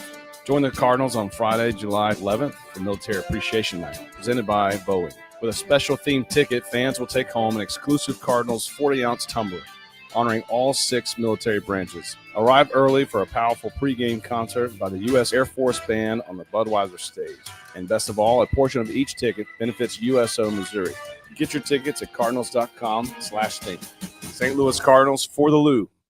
Chris Arps here, and after Becky and I leave church on Sunday, we head down the street to Capriotti's to grab a classic meatball sub. And of course, for dessert, I get a giant chocolate chip cookie. I love Capriotti's, and you will too. On Manchester at McKnight in Rock Hill. Why leave your company's story to chance? In today's digital world, video content isn't just an option. It's essential for your success. At Blue Ocean Media Group, we've spent decades crafting compelling visual stories for businesses just like yours. From concept to completion, our award-winning team transforms your vision into powerful video content that connects with your audience and drives results. Don't trust your brand to amateurs. Partner with Blue Ocean Media Group. Visit blueoceanmediagroup.com today, and let's bring your story to life. Here's my problem. Completely agree with your sentiments. He talks about we're divided. Well, yeah, we are. And we need to wake up as a country and realize what's going on. 101.9 and 94.1. Number one for conservative talk. News Talk STL. KLGY HD3 Clayton, K270BW Belfast, KNBS Bowling Green. This is News Talk STL at 101.9, 94.1, and always streaming at NewsTalkSTL.com. News this hour from townhall.com. I'm Rich Thomason. A key inflation gauge moved higher last month. Commerce Department says prices rose 2.3% in May compared with a year ago, up from just 2.1% in April. The White House applauding a Supreme Court ruling allowing states to bar Planned Parenthood from collecting Medicaid money for health services. The president has always maintained that Americans should not be forced to violate their conscience and their religious liberty by having their tax dollars fund abortions, and we're glad the Supreme Court ruled on that side. White House Press Secretary Caroline Leavitt on the case out of South Carolina. Today, the final day of the High Court's current term. The justices are set to release a half dozen rulings, including one regarding President Trump's attempt to deny birthright citizenship to the U.S.-born children of illegal aliens. The president says the U.S. has signed a trade deal with China, and Mr. Trump says another key trading partner may soon fall in line. We're having some great deals. We have one coming up, maybe with India, very big one, where we're going to open up India. In the China deal, we're starting to open up China, things that never really could have happened, and the relationship with every country has been very good. The U.S. attack on Iran's nuclear weapons program, Senate Armed Services Committee Chair Tom Cotton says it got the job done. You have seen several experts in the last couple of days who I think it's fair to say are not Donald Trump partisans. Use words like effectively destroyed, catastrophic damage, setback for years. While Democrats continue insisting the setback to Iran's nuclear program will be very short-lived. Watching Wall Street this morning, stock futures pointing to a higher open. The Dow futures up 137 points. More on these stories at townhall.com. If you're living with pain, see how Relief Factor can help. My back got injured very bad. I was off work for about a year. I heard about Relief Factor from my wife. I took it every day, 3 times a day for 3 weeks. Look at her and I said, the pain is gone. And she said, I'm glad it helped. I said, no, you don't understand. It's gone. Fight pain naturally with Relief Factor. Go to relieffactor.com and get your 3-week quick start today. Only $19.95. 1, 2, 3, 4. Third day. The original members reunited for the 30th anniversary tour, playing all the hits. A miracle. With special guest Zach Williams. Tickets available now at awakeningfoundation.com. Third day, the 30th anniversary tour. You just call my name. An Awakening Foundation event. From the Michaels Flooring Outlet Weather Center. Great news. The temperatures are coming down a little bit. Highs today only reaching about 91 degrees. Still humid out there, so it'll feel like the upper 90s when you step out. Watch the afternoon and early evening as some scattered showers and thunderstorms are possible, especially if you are south of the I-70 corridor. This weekend also bringing chances for scattered showers and storms. The humidity stays until early next week. That's your first alert forecast. I'm meteorologist Leah Hill. This hour of News Talk STL brought to you by Chris Cooper and Serenity Wealth Management. Discover little-known strategies that could be the difference between choosing the care you deserve or having someone else decide it for you. Get a free copy of Chris's book at serenityltc.com. Hungry for the best steak you'll ever have? Head to the heart of Moscow Mills and discover Harry J's, a local landmark and family-owned steakhouse, serving up excellence since '98. From mouth-watering appetizers to decadent desserts, Harry J's has something for everyone. Enjoy our extensive bar selection while soaking in our friendly family atmosphere. Whether dine-in or carry-out, your meal is prepared to perfection. Make the drive to 300 Main Street and treat yourself to a taste of Moscow Mills' finest. Harry J's, more than a steakhouse. We're a tradition. Military history buffs and collectors, attention. Looking for authentic military collectibles? Look no further than Alamo Military Collectibles, your one-stop shop for genuine military artifacts. Firearms to uniforms, medals to memorabilia, pistols, rifles, bayonets, insignia, patches, helmets, field gear, and more. Both American and foreign pieces. We offer cash or consignment for your items. Alamo Military Collectibles. Visit us online at alamomilitary.com or call 314-638-6505 today. Mike Ferguson. Are you pretending to be crazy? Gabe Pfeiffer. There's something serious I have to tell you about the future. Get up, St. Louis. Hey, will you guys knock it off? Mike Ferguson in the morning on News Talk STL. Get up, this is your cousin. All right, much like that lawyer who got his butt kicked in that courtroom, have you ever dealt with somebody who just won't accept reality? Mm-hmm. Yeah, President Trump is contending on that right now. I have a feeling that Donald Trump probably would throw hands Oh, yes. If somebody challenged him enough to it, I think he would. I don't care. He's 80 or 79 or 80 or whatever he is. I think he would throw hands.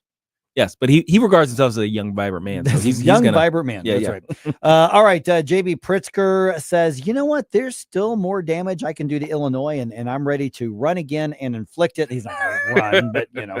And the Cardinals back out on the road after splitting their series with the Cubs. It is 8:05. Let's dump some news on you here. The Morning News Dump, brought to you by Common Sense Rentals. The Morning News Dump. Are you joking? Is this a joke? Listen, folks, the Morning News Dump. Okay, so this is not a done deal yet. And I want to ask Nick Schroer about this at 8:35. Despite being offered hundreds of millions of dollars in public money / corporate welfare to renovate Arrowhead Stadium at taxpayer expense, the owners of the Kansas City Chiefs want to keep negotiating with the state of Kansas.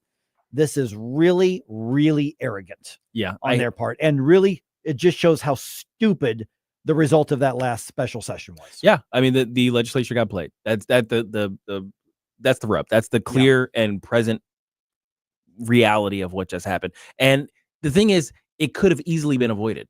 Oh yeah, everybody warned them about it. Everybody on the right, the Freedom Caucus, everybody said this is a bad deal. This is going to end badly. All of the various think tanks on the right were saying this makes no economic sense. And of course, it doesn't make any political sense either. You're right. And they didn't even go to the Chiefs and the Royals and say, okay, if we do this, you have to commit to. You must commit. Right. And they didn't do that. And now, just as Patrick Tuohy predicted from the Show Me Institute, they are taking the package that they demanded from the Missouri government, and they have now taken it back to Kansas and went, not only do we want an extension, but here's what you're competing with. And so we are getting used. Missouri lawmakers who voted for this got played. Absolutely. And it was obvious that they got played. All right. So the team has asked Kansas lawmakers for an extension of the deadline to make a decision on whether to relocate. The Kansas lawmakers said they are going to grant that extension, but the meeting to actually do that is going to be on July 7th. All right. Let's see here. Let's talk about some national, international stuff. Thinking about not throwing hands, but how about throwing bombs? The Pentagon, the head Secretary of Defense there, he is backing up President Trump's statement that U.S. military strikes, in his words, obliterated Iran's nuclear facilities. Defense Secretary Pete Hegseth said last weekend's military operation in Iran was a resounding success. Decimating, choose your word, obliterating, destroying Iran's nuclear capabilities. And he accused the press of irresponsible reporting. Half-truths, spun information, leaked information. Hegseth cited the CIA and other sources as he downplayed an initial intelligence assessment that raised doubts about whether the nuclear facilities were permanently destroyed. Greg Clugston, Washington. Okay, now get this. Iran's supreme leader, Ayatollah Ali Khamenei, makes his first appearance since the bombings happened and the first appearance since the ceasefire was announced. And he declares they won. he's holding his hands up at the end of the fight. He's literally like, we won. From the ground. Yeah. He declared victory over Israel, saying the Israeli government almost collapsed and was crushed under the blows of the Islamic Republic. The Israeli government almost collapsed. Almost collapsed. That's the claim. Okay. Oh, my goodness. All right. So he also addressed the U.S. strikes on their nuclear facilities. And here he is speaking. Obviously, this is through a translator. They attacked our nuclear facilities, a matter that is independently worth pursuing for prosecution in international courts, but they failed to do anything significant. Okay, now that, to me, that's the best damage assessment right there. Because whatever he's saying, the opposite is true. You know what I mean? It's like if he's saying we won, the Israeli government almost collapsed, we struck a blow for Allah. And then he also says nothing happened to our nuclear facilities. That means they're gone. Yeah, they're destroyed. He's the drunk guy in the bar who just got clocked and is swinging wildly at the other direction from the he was fighting. at the third man that he sees. You're right. That one over there. Oh my goodness. All right. So now, obviously, next week, U.S. officials are going to be meeting with some Iranian officials because Iran says, well, let's have a deal. Let's talk now. Senator Ted Cruz was asked about that. He was on Fox's Hannity, and he's not really wild about making a deal. Let's cut a deal. Let's let Iran sell oils. Let's lift all the sanction. Let's make this a victory for the Ayatollah.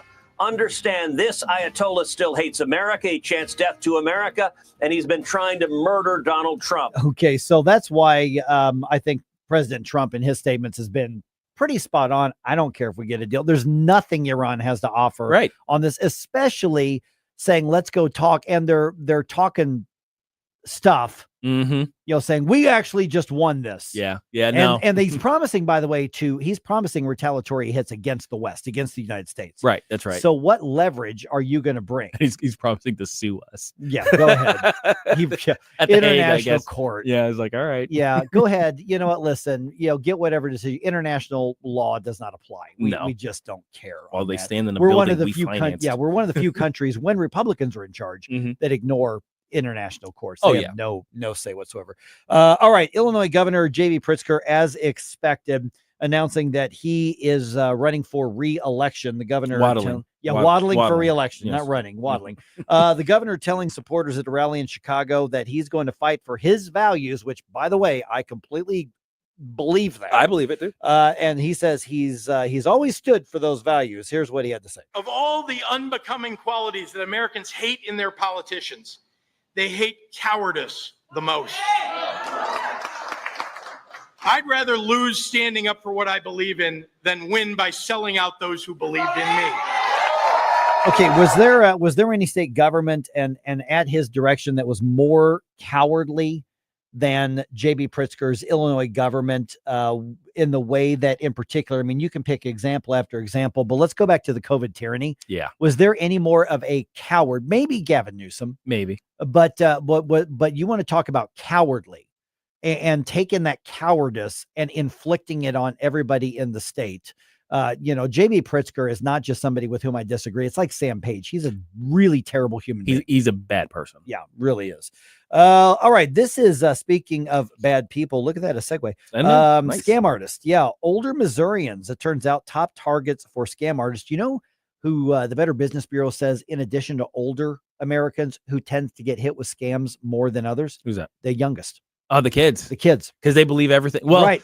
Well, considering that they believe some of that garbage on TikTok, yes, for automotive and financial advice, because they believe it, and also they're not accustomed to guarding privacy because their entire lives are on social media, so they never think in terms of protecting yourself online. So it's those of us in the boomers, Gen X, and right after us, which would be the early millennials. Yeah, they're the ones who, not saying we're immune from it, but we're less likely. We're better at it. Yeah, but get this, older Missourians, according to a report by ChicksX, which is a cryptocurrency exchange, they looked at the data, and it turns out that over 30% of Missourians who are in their 60s, so 60 to 69 years old, almost 1 in 3 of them have already fallen victim to a scam this year alone. Come on. Yeah, the average loss, almost $650. Now, when you look at Missourians in their 70s, about the same percentage have already lost money this year already. Jeez. But their loss is almost $800. And the thing is that a lot of them may not even know that they fell victim to it.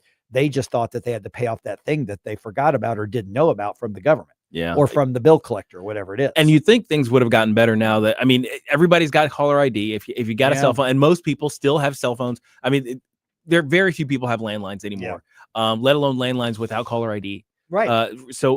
And these days, all of these phone numbers that you don't recognize are marked as potential spam. Right. It says it right there. Yeah. So why would you answer that call and then give that person money? Because if you're 78, you don't know what you just said. I guess. That's it. So calls from business and government imposters make up the vast majority of those scams. Oh, the government imposters. Yeah. Yeah, that's what they're doing there. Yeah. And by the way, I saw another report here in the St. Louis area. Apparently there are people going door to door posing as Ameren employees, saying your bill's not paid. You pay me right now or we're going to shut it off. Oh, geez. Don't do that. They never, ever, ever do that. They may have the vest and even they don't do. Ameren does not collect at the door. Just to let you know. So apparently that's happening.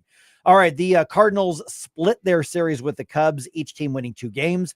Now that's after the Cubs shut out the Birds for the second time in a row. Thursday's final score at Busch was 3-0. Turns out that you don't win baseball games when you don't score runs. Go figure. So those 2 losses pushed the Cardinals back down to 3rd place in the division. They are on the road starting a series with the Guardians today. The Guardians, formerly known as the Indians, That game is in Cleveland. It is a mid-afternoon game. Miles Michaelis gets the start for this one. Game time 3:10. That broadcast is on FanDuel. I see your indifference. Stop it right now before you blow us all away. It's Friday. Get up, can't you hear the alarm? Get up. From home improvement to replacement, do-it-yourself electrical projects can be shocking. That's where Grasser Electric can help. They've been lighting up St. Louis for years. From ceiling fans and dimmer switches to repair or replacing your electric. No job is too big or too small for your home or business. Grasser Electric will even install emergency backup generators. So call Grasser Electric today before the sparks start to fly. 636-441-5200 or go to grasserelectric.com. Hey folks, Jamie Allman here. Exciting things are happening at the Hideout in High Ridge. Famous for the Sunset Patio, 4 big screen TVs, live music and events, and of course, the wings. The Hideout now has a brand new menu featuring handcrafted burgers and new items like their signature sunset dip and Dave's Chili. And now a second location, the Hideout at Sugar Creek Golf Course in High Ridge, featuring great event space. You can stop by for lunch or dinner. The new 2025 Hideout and the new Hideout at Sugar Creek Golf Course. We'll see you there. It's JC's Wayback Machine. 3 big hours of great tunes from the 90s, 80s, and 70s. Plus bits and pieces that'll take you back to the best years of your past. Album cuts, forgotten songs, and lots of little treasures. Or a hole in your head or a whole new head. J.C. Corcoran, he's back. All brought to you by the Weber Automotive Group. It's JC's Wayback Machine. Every Saturday night, 6 to 9. News Talk STL. Life's too busy for home maintenance hassles. That's where Nicole Whited Home Concierge Services comes in. From coordinating contractors and managing yearly maintenance appointments for your home and vehicles, to handling your mail, packages, and personal errands and shopping while you're home or away. Nicole takes care of the details so you don't have to. Nicole Whited Home Concierge Services. Call 314-766-1996. 314-766-1996. Effortless living starts here.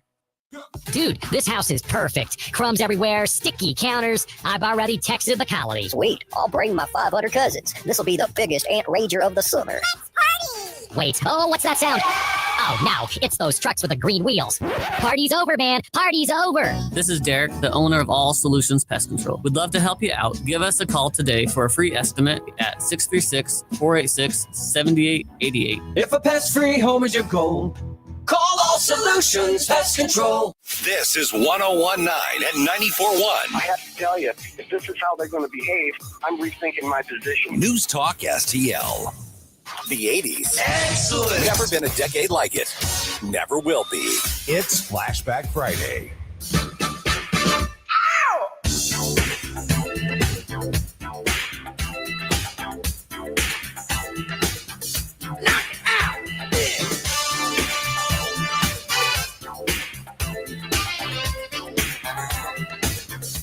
Hey, this is Todd Showalter. Join me for the Right Mind Show on Saturday at 5 as I try to put some fun back into this wacky radio station. You know, and speaking of wacky, let's get back to Mike Ferguson in the morning. Great choice. How do you not picture Apollo Creed in the Stars and Stripes trunks? That's a great. Whoever sent that in, that's a great choice, man. 80s Flashback Friday, right there. Awesome choice there. All right, did another door just open for the pro-life movement to save more lives? Here's hoping, and don't forget our weekends continue the great discussions. Todd and Joey hang out with Lieutenant Governor David Wasinger this weekend, Saturday afternoon at 5 and Sunday afternoon at 2. On the Right Mind Show. That's right. Okay, so it is 8:19 right now. Supreme Court ruling. By the way, there's going to be like 5 or 6 rulings handed down today by the U.S. Supreme Court, probably within the next, I don't know, hour and a half, something like that. So those are going to be handed down, including the question over the birthright citizenship issue. Yeah. That's expected to be handed down. I don't know what they're going to rule, but that ruling is expected to happen today. So keep an eye on your news. Very interested in seeing that. Yeah. And obviously NewsTalkSTL.com and our app and everything that we can offer you there. Okay. So the U.S. Supreme Court issued or handed down a ruling yesterday saying that states can defund Planned Parenthood and other abortionists. So they didn't say they have to. They didn't make a ruling on any funding. Right. The Alliance Defending Freedom, they were among those involved in this lawsuit. So they reacted by posting a short video. I do not know the name of their spokesperson here, but this is directly from the Alliance Defending Freedom. Today, we're celebrating a major victory. The U.S. Supreme Court just ruled in favor of South Carolina, freeing states to redirect taxpayer dollars away from abortion businesses like Planned Parenthood. States are no longer forced to fund big abortion. Planned Parenthood's primary business is abortion, performing over 400,000 abortions in just 1 year. And it's the second largest provider of dangerous gender transition drugs in the U.S., even giving them to minors across the country. Planned Parenthood is a multi-billion-dollar activist organization with a track record of putting radical abortion and gender identity politics over people. Planned Parenthood doesn't need American taxpayer dollars. South Carolina has given us the roadmap. Let's defund Planned Parenthood now. Okay, so what we have here is let's not get ahead of ourselves on this. Right. This is a ruling that is good for the pro-life movement. Okay. Yes. It's in our favor. It is absolutely in our favor. It does not in and of itself solve any problems, short-term or long-term. I caught up with Steve Rupp from Missouri Right to Life, president of Missouri Right to Life, and asked him about this shortly after the ruling was handed down. And here's what Steve had to say. Did the Supreme Court get it right? Yes, absolutely. Absolutely. None of our money, our taxpayer money and Medicaid is our money. That's our money. None of our money should have anything to do with abortion. Should not be paying for abortions, should not be paying for abortion facilities. And that's exactly what has been happening. And this Supreme Court ruling says that the states have the right now to defund abortion clinics. And now, which is a great thing, because they're saying, well, this is going to prevent women from getting cancer screenings and all this other stuff. Baloney. There are hundreds and thousands actually across the country of clinics that are publicly funded clinics where you can get health care, and all across Missouri as well. So that's a red herring. They are about abortion, and that's what why they're mad, is because this is going to limit their ability to be able to perform abortions. Well, that leads to my follow-up question then, is what does this mean maybe long-term in our effort to save lives? I mean, what does this mean for the pro-life movement in general? For the pro-life movement in the United States of America, this is fantastic. It gives the states the ability to defund abortion facilities. Now, in Missouri, because of Amendment 3, which is right now in our state constitution, we cannot defund Planned Parenthood because that would restrict their ability to perform abortions. So we have got to replace Amendment 3 in order for us to be able to take advantage of defunding Planned Parenthood through the Supreme Court ruling. And that is what that ballot initiative is going to accomplish if voters pass it next year, correct? Yes. When we pass this right now, they're saying, well, you can't defund Planned Parenthood because that would be a restriction on abortion, and you can't. There's no restrictions right now. There's zero restrictions. You can't do anything to restrict abortion in the state of Missouri because of Amendment 3. And so we're slowly trying to challenge it, literally law by law. But in the meantime, Amendment 3 is in our state constitution. Now, it's on hold right now because of the Missouri Supreme Court ruling that some of these healthcare issues have to be taken a look at. It's a temporary hold, but it could be potentially permanent. But in the meantime, we've got to work our rear ends off to be able to pass 73 so that we can get back to the ability to be able to defund Planned Parenthood here on a local basis in our state.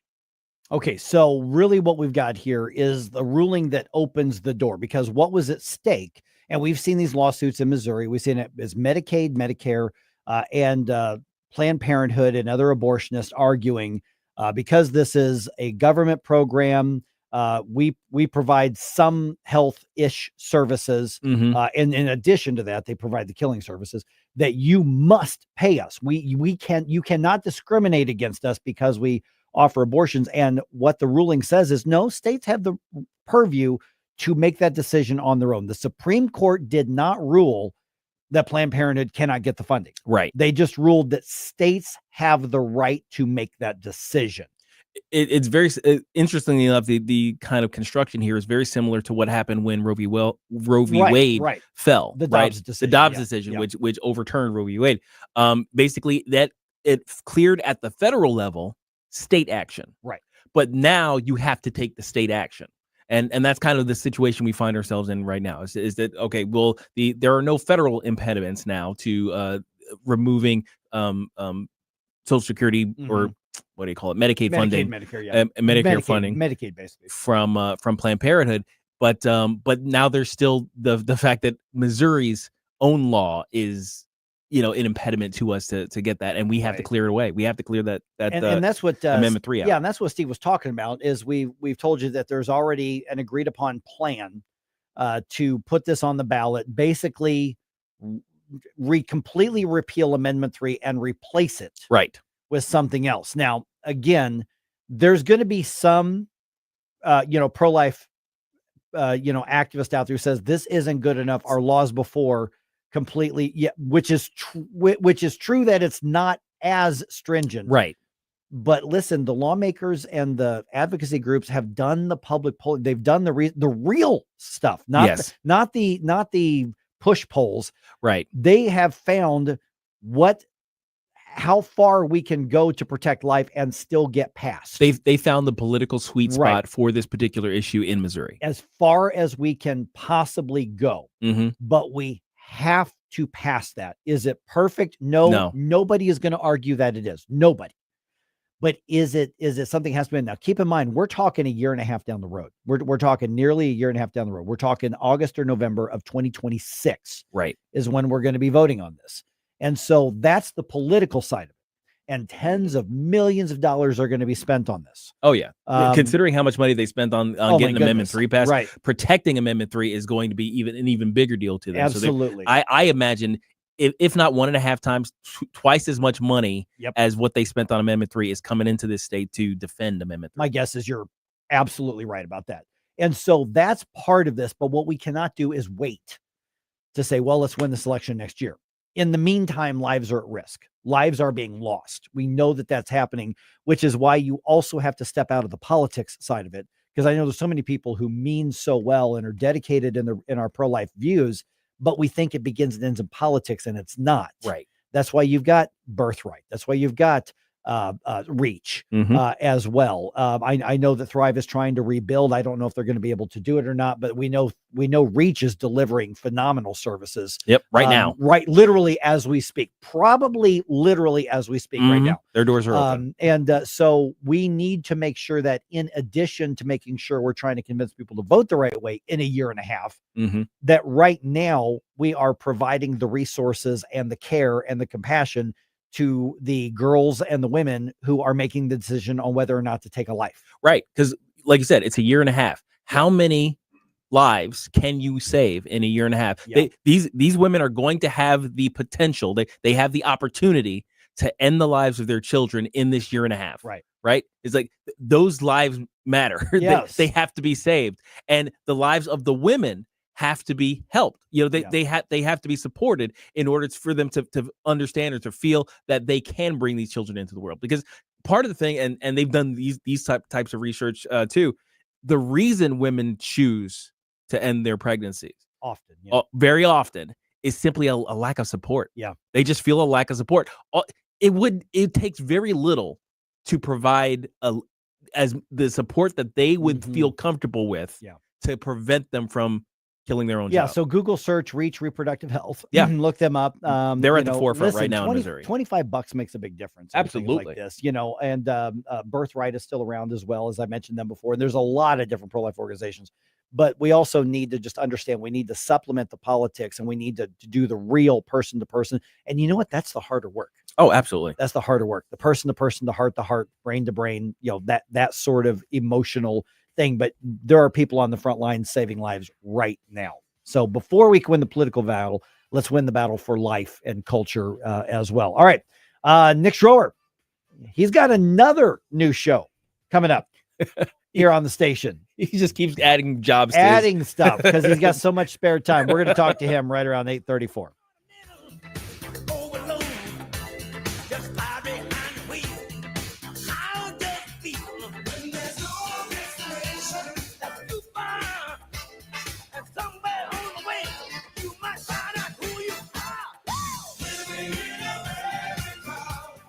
Mike Ferguson in the morning. The strong protecting the weak and the good defeating evil. On News Talk STL.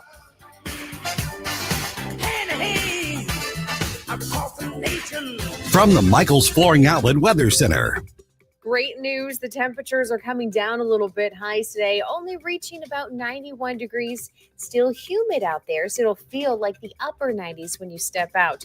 Watch the afternoon and early evening as some scattered showers and thunderstorms are possible, especially if you are south of the I-70 corridor. This weekend also bringing you chances for scattered showers and storms. The humidity stays until early next week. That's your First Alert forecast. I'm meteorologist Leah Hill. Fox News commentary. Planned Parenthood is encouraging men to get screened for cervical cancer. I'm Tommy Laren. More next.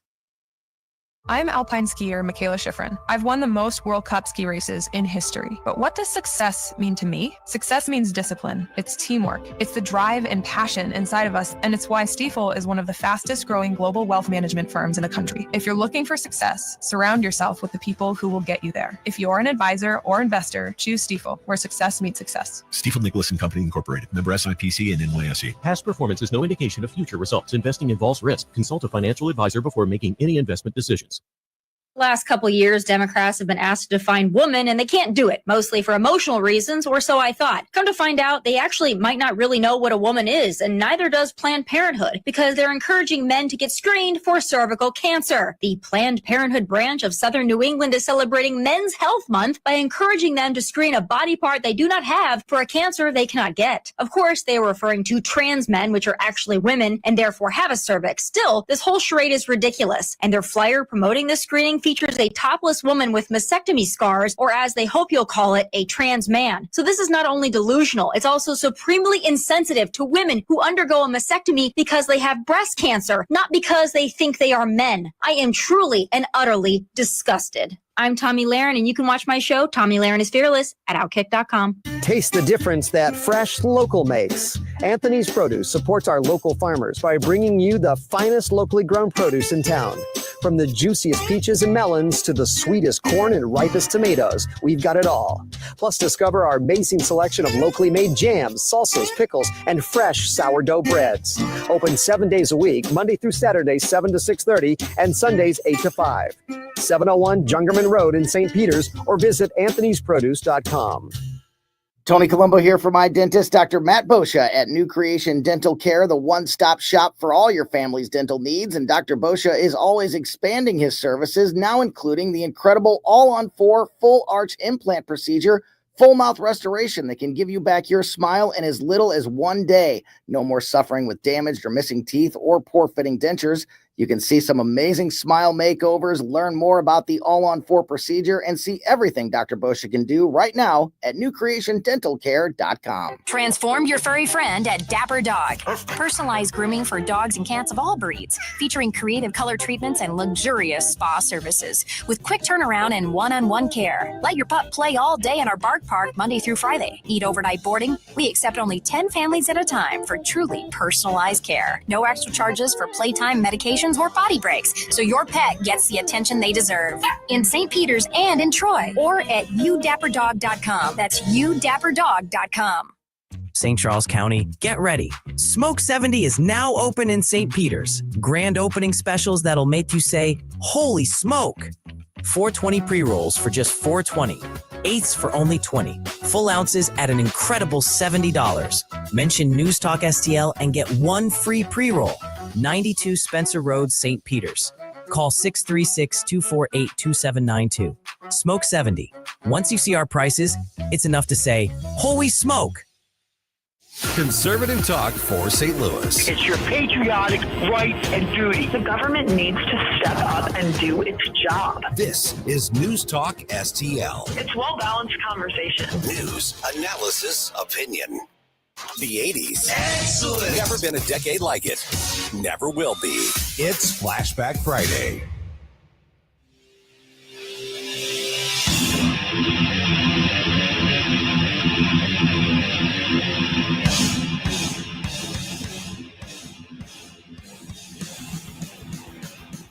Hey everyone, this is State Senator Nick Schroer. I am the host of Stand and Fight every Sunday night. Right now, let's hear more of Mike Ferguson in the Morning Show here on News Talk STL.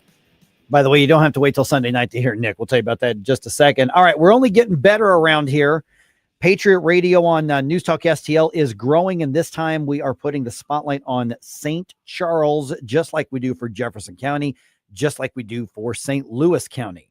Yeah, and we also have Red State Radio with Susie Moore every Saturday from afternoon at 4. All right, and the aforementioned Senator Nick Schroer is with us right now in the studio because you're filling in for Vic here. I am. It's going to be Nikki 2 shows. All right, yeah, well, 3 shows, as we'll explain here in just a second. Well, because 4. Vic, 4. Well, yeah, that's true. Yeah, because I didn't realize Vic was out today. I guess does he have to report? This is his weekend. Yeah, this is his weekend in jail. He's got to work off one of the weekends. But he'll be back Monday. Yeah, we'll bail him out by then. All right, so congrats on the new show. Jeffco Patriot Radio has been a big hit. Yeah. I mean, not only like live on the air, but then on social media when you can watch those afterwards.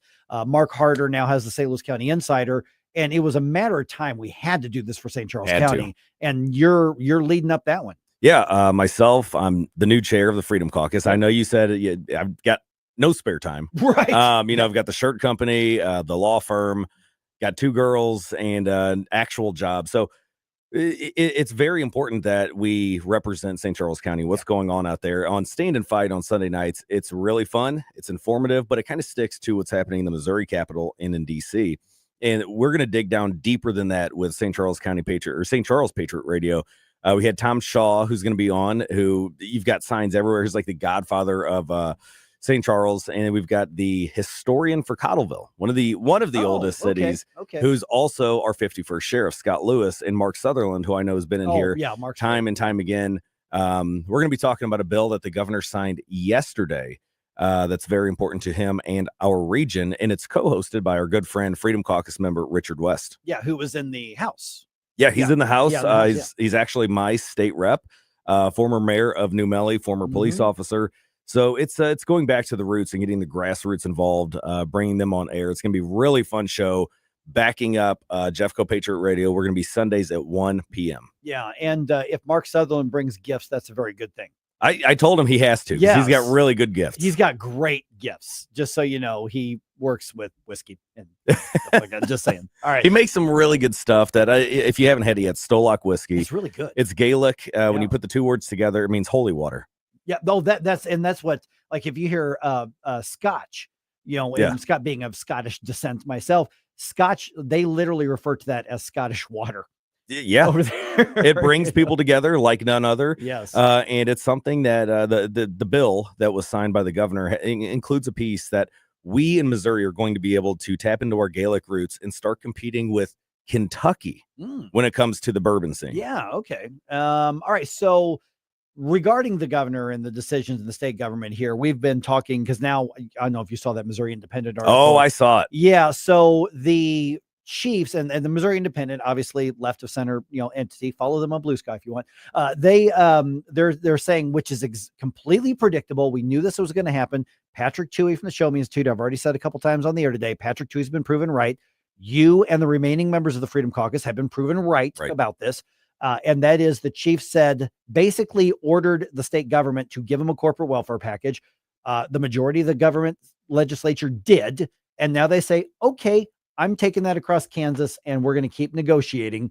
So essentially, the state legislature is doing the walk of shame right now. 100%. Or they should look at it that way politically on this.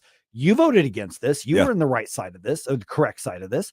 And so, at some point, do lawmakers learn their lesson and say, just because they put an economic gun to your head doesn't mean you got to dig in and give them money. If they go, they go. I think the only way they're going to learn, politicians are going to learn their lesson, is if the people start speaking up and hounding them on social media, calling their offices, and look, if you're right 99% of the time and you fumbled here, you need to be held accountable.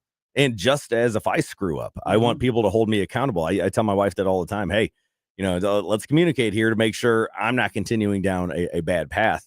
And it should be that same way as we're working for the people of Missouri. Look, this is a bad deal. And it's not just open to the Kansas City Royals, the Kansas City Chiefs. And the Kansas City Royals, by the way, are pulling the Stan Kroenke on us. They've obtained land in Overland Park. I Which smell is in Kansas, it is. It's on the Kansas side. And I think they're going to be leaving. I could be wrong, but these billionaires, they've gone radio silent. they have. Yeah. And, after the Pride night, they should. But I digress. The fact of the matter is we're giving billionaire bailout cuts to these sports teams, not only in Kansas side, but also on the St. Louis side as well. So all of these other franchises can tap into this is now law. It's been signed by the governor. All they have to do is petition the director of economic development to say, hey, we need a new stadium. Now, if they build it in St. Charles County, I'm still going to have this position that we shouldn't be using tax dollars in this way. We should be returning it to the people who are working their butts off and paying the king's rent in income taxes, property taxes, personal property taxes. We need tax reform now. Yeah, and we spoke with the Lieutenant Governor Jerome. Was that last week that he was on? I think Lieutenant Governor was. Yeah, he was on, and he was the first one who mentioned on the air. This is also a gift to the St. Louis Cardinals, and that was never in the headlines. So, are they definitely getting something, or does this just open the door so they can get to the trough? It opens the door where they don't need legislation. You're building the framework, so all they will have to do, instead of going to Jefferson City and petitioning the senators, the representatives for a certain bill package, the bill package has already been passed. So when we look at $80 million per team, you're only concentrating on two teams right now. You're not concentrating on the Cardinals, the Blues, the Battlehawks, the soccer team, whatever their name is, and anybody else who comes along. Pink uniforms. Not a fan of that. I don't know. Yeah. Okay. So the other part of this is the debacle that is the tax reform part of it that was supposedly part of this deal. We had, we talked to Dave Rowland from the Freedom Center, and he said there's no way this holds up to a court challenge. It's just blatantly unconstitutional. Now, even, the speaker is acknowledging that apparently the word around politics in Missouri is this thing ain't going to stand. This is so sloppily done. There's no way this is going to stand. So there's a chance you're going to get called back into another special session later this year. Let's go, because it's time to cut taxes. And when this came across our desks, it was, I think it was meant well by the people that created it, but I was waving the flag saying that's unconstitutional. Right. Equal protection, it violates the special laws sections, it violates. And Dave Rowland is a winner. The guy wins all the time.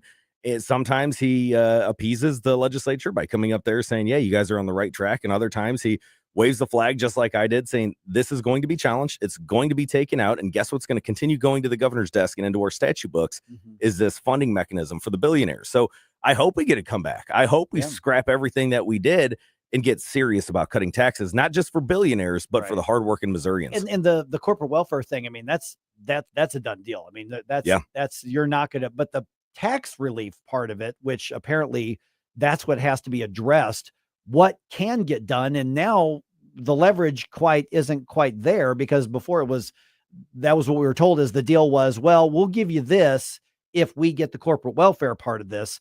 And now the thing that we were supposed to, I live in St. Louis County. We're not included. Yeah, you're not even getting it. No, we're not getting it. So you could challenge and easily win by stripping it out, saying, oh, wait a second, equal protection violation here, special laws for certain districts. And there's no rational basis for treating St. Louis different than St. Charles County. Right. And so have your colleagues learn their lesson that this was screwed up so bad that they will insist on something real and beneficial if you get called back into a special session. But we need to do it right. We need to, and not just a tax freeze, not just a cut in growth. We need to go in the opposite direction. We need to start looking at all the funds that are drying up, the COVID funds that we don't have anymore. The state is getting serious now about tightening their belts and cutting spending.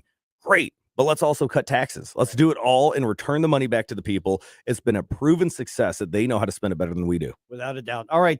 You are filling in for Vic right after the show today. I am. And I have so many guests I can't even remember.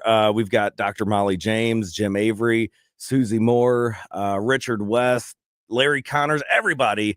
Fireworks before Independence Day. This is going to be a lot of fun. And then, of course, the St. Charles Patriot Radio, which starts this weekend. It does. Starts Sunday. And with the holiday, if you miss it this Sunday, I know it's going to be everywhere podcasts are found.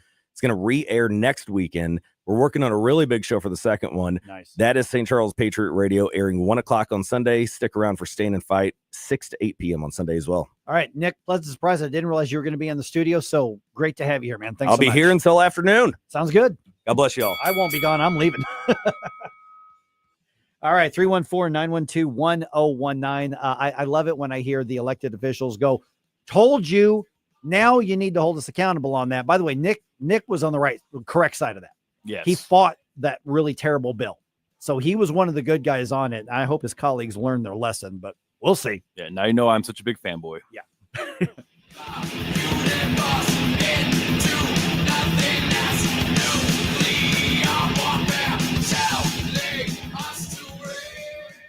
Attention all gun enthusiasts. Don't miss the big Franklin County Gun Show happening July 11th through 13th at Washington, Missouri's Elks Lodge. With over 450 tables of pistols, handguns, rifles, long guns, shotguns, ammo, and more. The fun starts Friday, July 11th at 4 and continues all weekend. Admission just $10 and good for the entire weekend. Gets $1,200 get-in free with discounts for veterans and first responders. The big Franklin County Gun Show at the Washington, Missouri Elks Lodge the weekend of July 11th. More info at bkpromotions.us. The Herzog Tomorrow Foundation provides private school tuition scholarships through Missouri's new Most Scholars program to cover the cost of accessible, high-quality schooling. Hi, this is Myella Esser with the Herzog Tomorrow Foundation. Our private school tuition scholarships wouldn't be possible without the support of generous Missouri taxpayers. If you're a Missouri taxpayer interested in redirecting your tax dollars and sending them to Missouri students in need of a better education, please contact me at herzogmostscholars.org. Better education for students creates a better tomorrow for all. Learn how you can help provide a better education for Missouri students at herzogmostscholars.org. That's herzogmostscholars.org. Also, sign up for The Lion, an initiative of the Herzog Foundation that carries articles covering a wide range of issues facing American families and culture. herzogfoundation.com. That's herzogfoundation.com. On the next Larry Connors USA. Former Biden aide says, I don't know who ordered the president's autopin signatures. I was left in the dark. Larry Connors USA. Now weeknights 6 until 8 on News Talk STL.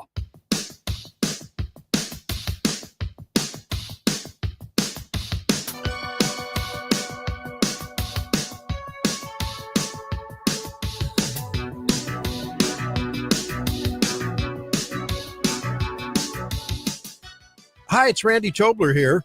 Pour a big cup of coffee and catch my show every Saturday morning from 6 to 9. Right now, it's back to Mike Ferguson in the morning here on News Talk STL. All right, just a reminder, tomorrow at Nutrition Stop. Yes. They've got the organic barbecue. This is totally free, noon to 3 o'clock. So you're out in the St. Peter's area at all, or you're just nearby enough you want to stop out there.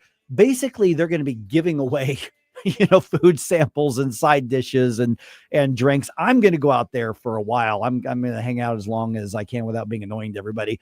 But literally I go buy my meats and my vegetables at Nutrition Stop every single week. So it is 100% free right there on Mexico Road in St. Peter. So basically, where Cave Springs and Mexico Road intersect, it's just a little bit west of that in the strip mall right there, or just put in Nutrition Stop on your GPS. It'll take you right there, but stop by. It's going to be a lot of fun and it's free food, and you can check out the store there. Yeah, no, the only thing better than free food is free food that's actually good for you. Yeah. And, everybody at the office comments, and I'm sure the streaming people can testify, but I mean, you look great. So if you want to look thanks, like Mike, you got to eat like Mike. Nutrition Stop. Well, it's been one of those things where I made a decision a while back. I got to get healthier, and then you learn a little more and you do something a little better, and you learn a little more and you do something better. And I can't tell you how important the food and nutrition is. And so the funny part is I eat it's simple, but it's delicious. It smells good. Yeah, I was gonna say, because I make it all in. And so, this is where I get, actually, I was thinking I was going to wait till tomorrow just to go in and buy my stuff because I'm going to be there anyway. I'm like, but man, if there's like a good turnout, people may buy all the bison before I get there. They're going to buy all your secret They're stuff. going to buy my stuff. And so I need to make sure that I get there for that. Oh man. All right. So you kind of course, I actually did not know Nick was filling in for Vic. No, that was a pleasant surprise. Yeah. That's going to be a lot of fun out there for Nick to do that. And of course, with Susie and everybody else, there's going to be a lot of great convo that's happening on that. One of the things, let me comment just a little bit, because we just found out this week that St. Charles Patriot Radio was coming to the airwaves here, and that's going to debut this Sunday on this. I absolutely love that we're doing that on the station. We started with Jeffco Patriot Radio with Billy and Tim. And I just thought, man, that is awesome. And I remember telling, I don't think you were even here at the station yet at that time. And I said, this is something I hope that grows, that we go hyper local, right into neighborhoods, right into communities. I mean, what happens in Jeffco affects St. Louis County and vice versa. And what happens in St. Charles affects St. Louis County, and, it affects, Warren County and Franklin. I mean, we're all interconnected anymore. But what's happening in media with the sort of, and you can talk TV, you can talk radio, you can talk whatever, newspapers, websites, they're all consolidating up into giant, monoliths, essentially, or duoliths or anything like they're all consolidating up. And then what happens is we, the people at our very personal level, get left behind. Yeah. And so when we add a St. Charles Patriot Radio, or we add Jeffco Patriot Radio, or we add St. Louis County Insider, what we're doing is saying, you're not getting left behind, because there are things happening in Cottleville, in St. Charles City, in Wentzville, in, wherever that matters. And we're keeping an eye on it, and we're providing that platform. So, all right. So I think we need to say, all right, St. Louis City Republicans, I think we need St. Louis City Patriot Radio. Yeah, I bugged Jeff about that. Yeah. Because I would absolutely love to be involved in something like that if there's the availability. But yeah, just listening to you guys discuss it a little bit before the segment. I mean, it's always good to have good conservative radio, but this sounds like it's actually more so about the patriot, like getting the people that actually have a vested interest and care about the county, about the city, getting them together, giving them an outlet, because there really is not any other stations I can think of where they're playing things that are going on in your own community. Right. And hey, don't think this is just on the Missouri side. Hey, Madison County folks, let's talk. I would love to see work with the Freedom Caucus on something. Yeah. I mean, I would love to have something that they can put on, because they already do a weekly show. I mean, we have them on once a month or second, because the reality is that Illinois, the good guys are so badly outnumbered. You start to feel hopeless. You start to feel like there's nothing we can do, but there were some horrible things that actually got derailed in the Illinois Assembly this year. And that's the best we can do right now, but we can do that. Now, there's a lot of horrible, crappy stuff that got passed, obviously, that J.B. Pritzker is going to sign into law. Just wait till next, when's the first? Monday, I think the first is. Oh, put me on the spot. I think it's Monday. A couple days. Yeah. And that's when a whole bunch of new taxes go into effect. Oh, yeah. I mean, additional taxes and increased taxes. So people get left behind. And in downstate Illinois, our part of the area, Southern Illinois, and our 94.1 signal goes into, almost into central Illinois, west central Illinois. You've got people there who just don't have a voice. Well, you can. So, let's make something happen. Well, and something I was thinking about when I was rewatching the footage we have from the Torch of the Tax event with with Glenn Jacobs. Yes, sir. Yeah. He was discussing about how people from California, some of these bluer areas that are just sick and tired of blue politics, were coming to Tennessee, and people were started to boo a little bit. He's like, no, these are refugees. These are people that we are welcoming because they share our values. That's why they're coming here. I almost feel like, would it be in our best interest to try to get as many central Southern Illinois people and then restock maybe that's how we could turn St. Louis red. Yes. And matter of fact, they're the Missourians, like the business communities, and they've actually gone into a recruiting campaign trying to get some of those businesses to relocate here, because businesses, you're either going to get crushed by the Illinois government or you can move somewhere else. I mean, you got Caterpillar moving out of the state of Illinois. And you never thought that was going to happen. And Missouri is in a position to say, listen, you know what? The homes may be similarly priced because we're in a similar, but your property taxes are a whole lot less here. Your expenses are a lot less because we don't tax as much. We have fewer regulations on things. And so come on over. And I bug a lot of my teammates on that. I'm like, they complain because they're getting hurt. Their families are being hurt by Pritzker, by the Illinois Democrats. I'm like, come on, cross the river, come on over. We got room for you, man. And that's absolutely what we should be doing. I mean, we're feeling it with the stadium funding bill, going, because that's Kansas City. I mean, but imagine every aspect of your life is in some way, shape, or form impacted by what's going on in Chicago. And Chicago has made it extremely clear. And I'm from that area. I know exactly, what that's like being under JB Pritzker. They don't care about you. They have enough people there to keep them in office so that they know how to placate, and they know how to just please just enough of them that they don't care about the rest of the state.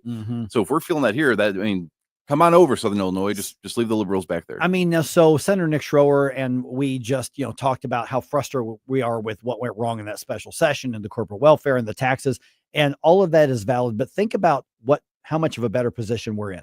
We have the people who claim to be the free market, low tax, fiscally responsible folks. We have to hold them accountable. But we're in a position to be able to do that in Missouri far more than many other states to do it. And we have to do that. And like Gabe said a little bit earlier, there needs to be some mea culpas. There need to be some state representatives. There need to be some state senators who are going to say, wow, did I get sold a bill of goods? Boy, did I under pressure make the wrong decision. We need to fix this. Yes. That's when, and you know what? I respect that. And we should too.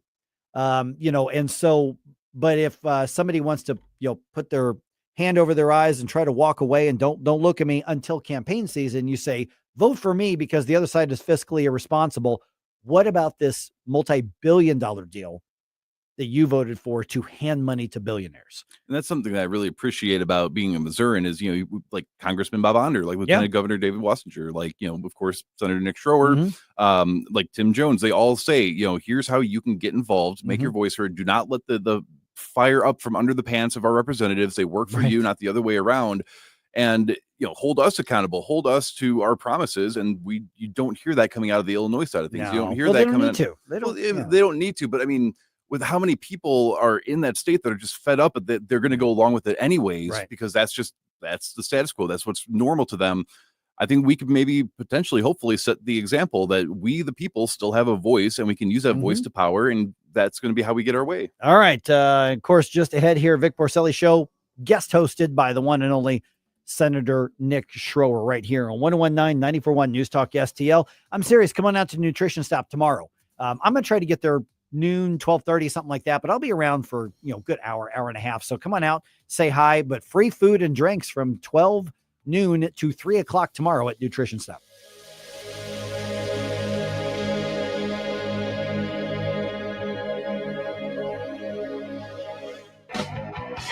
Patriot Radio. Hey guys, I don't know about you, but I love learning about national and international issues here on News Talk STL. But do you know what's going on in your neck of the woods, your city, your county, and its politics? If you live in Jefferson County and want to know more about what's happening locally, join Speaker Tim Jones and me, Councilman Billy Crow, as we dive into all things Jefferson County on Sundays at high noon on Jeffco Patriot Radio.